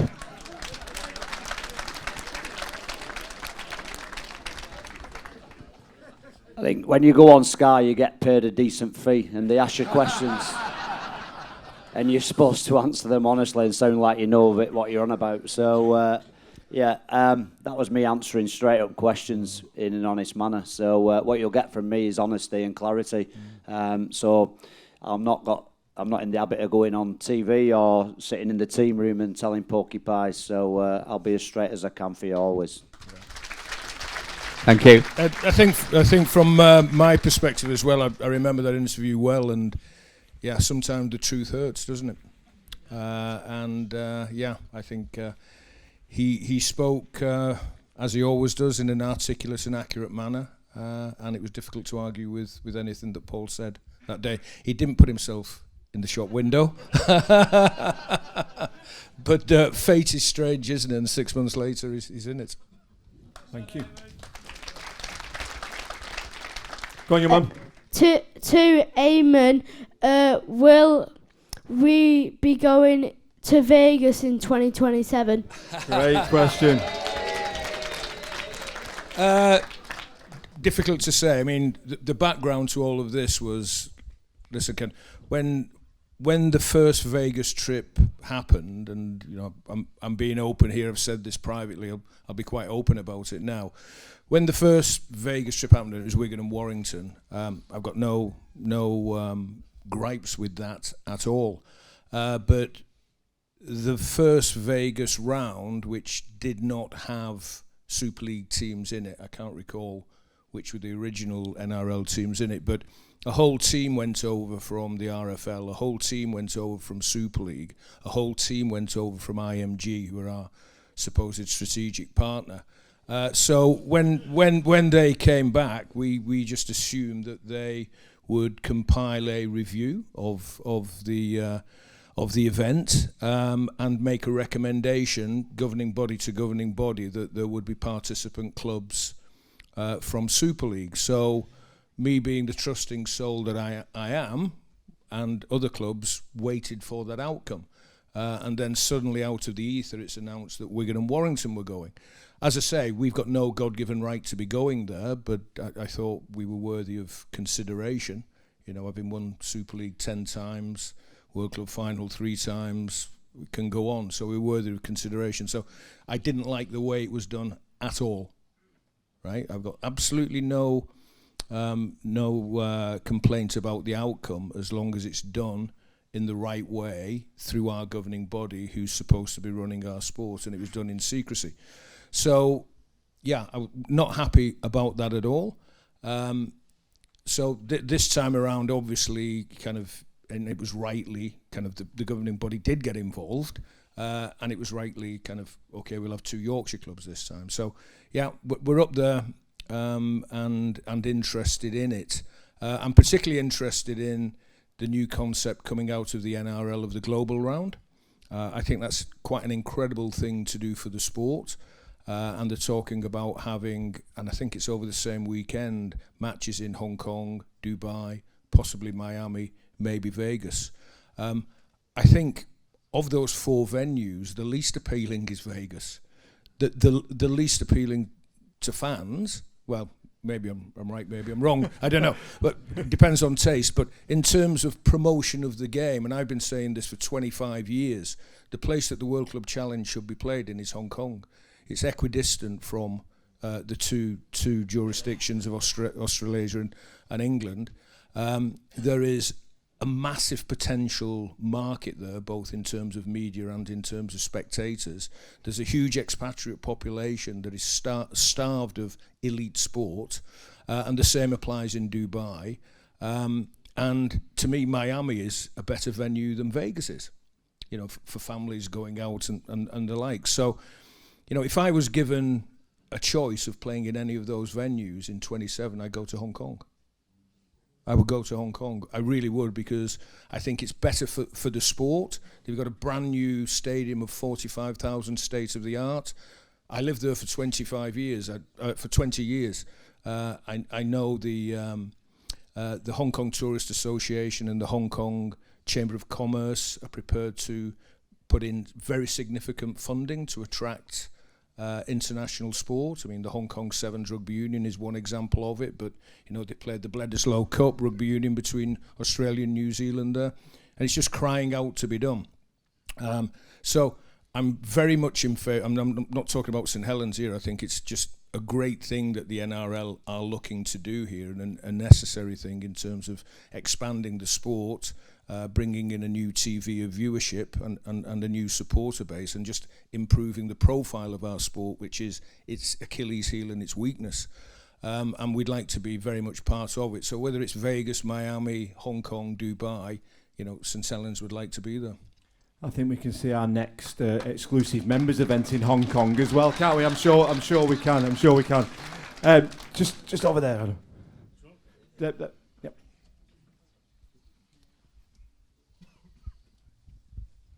This one's just one for Eamonn. Just wondering how thrilled you'd be too excited to see Wonga Blake back at the stadium next year. That's a cruel one, but yeah. Right. Next question. I'll leave that one up.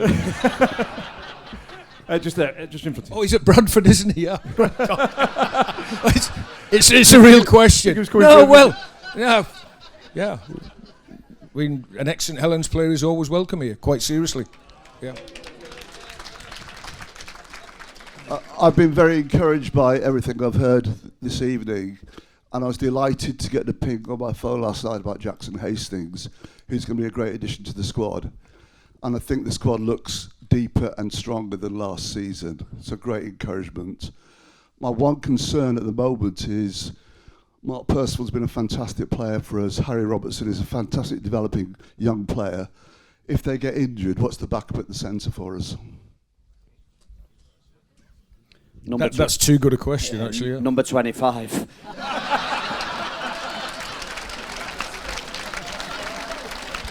Tim 5.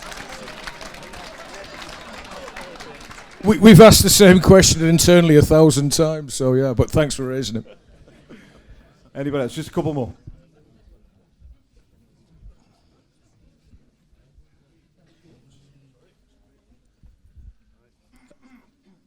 So quite a political one. The fixtures are due out by the end of the month, and we still don't know if we've got a magic weekend or an 18 playoff. Are you able to tell us that, or is that all top secret? It's I know the answer, and I'm not telling you. Are we going to Everton? Sorry? Are we going to Everton? I just told you I'm not telling you.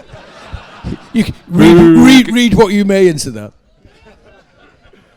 Anybody else? Any more? I think there's announcements on Tuesday, actually. There you go. Evening, gentlemen. We obviously want to be best in class in whatever we do. Can you tell me what other teams are doing better than us at this point?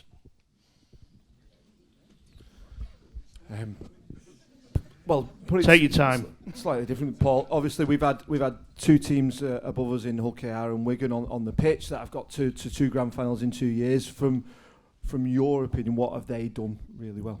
I think we both should answer this, but Paul from the Rugby's, I think this is good because Paul's new coming in. Yep. He's seen it from the outside. He had his 5 minutes interview on Sky. But, I mean, it's very useful for Paul as a newcomer in here. I'll have some things to add, so go ahead. I think we touched on it before. I think maybe we were in that transitional phase. And so, teams go through certain periods in the time. I think you can look at the other clubs, all you want, but there's other clubs that spend maybe frivolously. It might not be as sustainable as the model that St. Helens have adopted so successfully over decades and decades and decades. This club's been around for such a long time and always been batting at the top. So it's not about winning one and losing, and being rubbish for 5 or falling off a cliff. It's about sustaining that success over such a period of time that you have done. So that's sport. We play, if we want to know the outcome, then I can promise you every time you go watch Titanic, it'll sink. So that's why we enjoy sport. Yeah, agree with all of that. But what I would add is that the landscape of Super League just in a 2-year period has changed dramatically. It changed quickly, and even I didn't notice it at first. But we're talking about the financial problems that clubs have. Perversely, over the last 2 or 3 years, it's attracted a bigger level of investment from more high net worth individuals than in its history. So you've got a billionaire, multi-billionaire who's taken over Wigan. And listen, this is what we've always wanted. We've always wanted clubs to be financially strong and for there to be an even competition. But it happened almost overnight that you got a new billionaire owner at Wigan. Hull KR, very strongly financed, which they'd never been in their history. And, that's translated into the strength of the squad and the performance. Hull have, Castleford now have, Wakefield have, and this is a great thing. It is. It's a great thing for our sport. But I'll be the first to admit that we reacted too slowly to it. There's more competition in the market for players. The player market has inflated in terms of costs. That's a reality of that. But yeah, we didn't get things quite right over the last couple of years. I apologise for that, and we're looking to rectify it. But yeah, it's changed beyond recognition in terms of the strength of the team, the buying power of these teams, and the automatic reaction that you'd think the best players want to come to St. Helens. It's no longer the case. There's huge competition out there. It's not a great thing for you as St. Helens supporters, having been used to unrivaled success and continuous success. But it is a good thing for the competition. But I'll be the first to admit that it happened quicker and to a degree that we didn't see or anticipate. We were a little slow off the mark, and we've had 2 years at a level that we should not be at. So all I can say and assure you is that we very much recognise it now. It's been a painful couple of years, and we'll look to rectify it starting this year. Can we find one more? Can we find one more question? No pressure. No pressure. First of all, I'd just like to say to the chairman, thanks very much for what you've done from Rowley Road to where we are today. Without you, we wouldn't be St. Helens Rugby League Football Club. You're Mr. Coleman. Thanks very much. I'm loving it. I've not enjoyed the last 2 seasons, but I just love St. Helens Rugby League Football Club. Well done. And the only thing I would like to improve on is the pre-match entertainment outside of the ground and on the ground as well. Maybe that could be looked at, I don't know. Well, thank you very much. Okay. Right. Any more? Just we'll take one more. Oh, a second one. Oh, this young. We'll go to this young man here. Just if that's okay.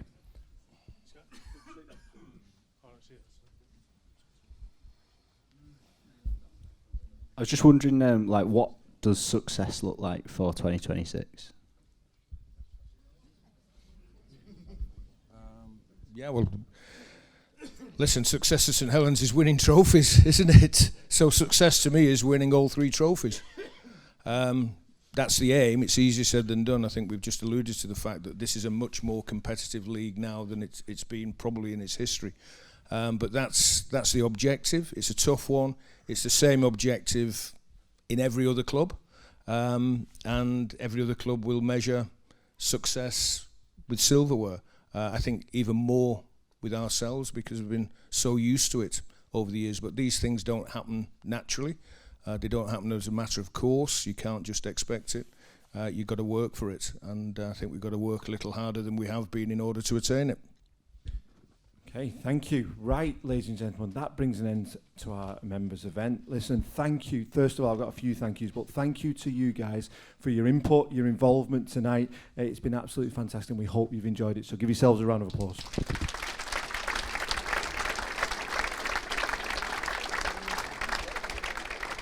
I always like to thank our staff who've looked after us this evening, our bar staff, and big thank you to all the staff here at the BrewDog Stadium.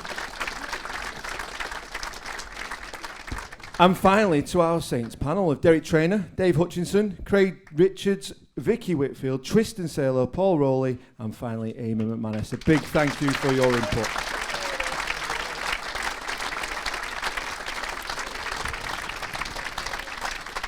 We hope you've enjoyed it. We hope you've got an insight into the club as a whole, all the different aspects of the club and a vision for 2026. It will soon be here, the first round of Super League, with only a few weeks to wait. Thank you very much for your support and we'll see you soon. Good night.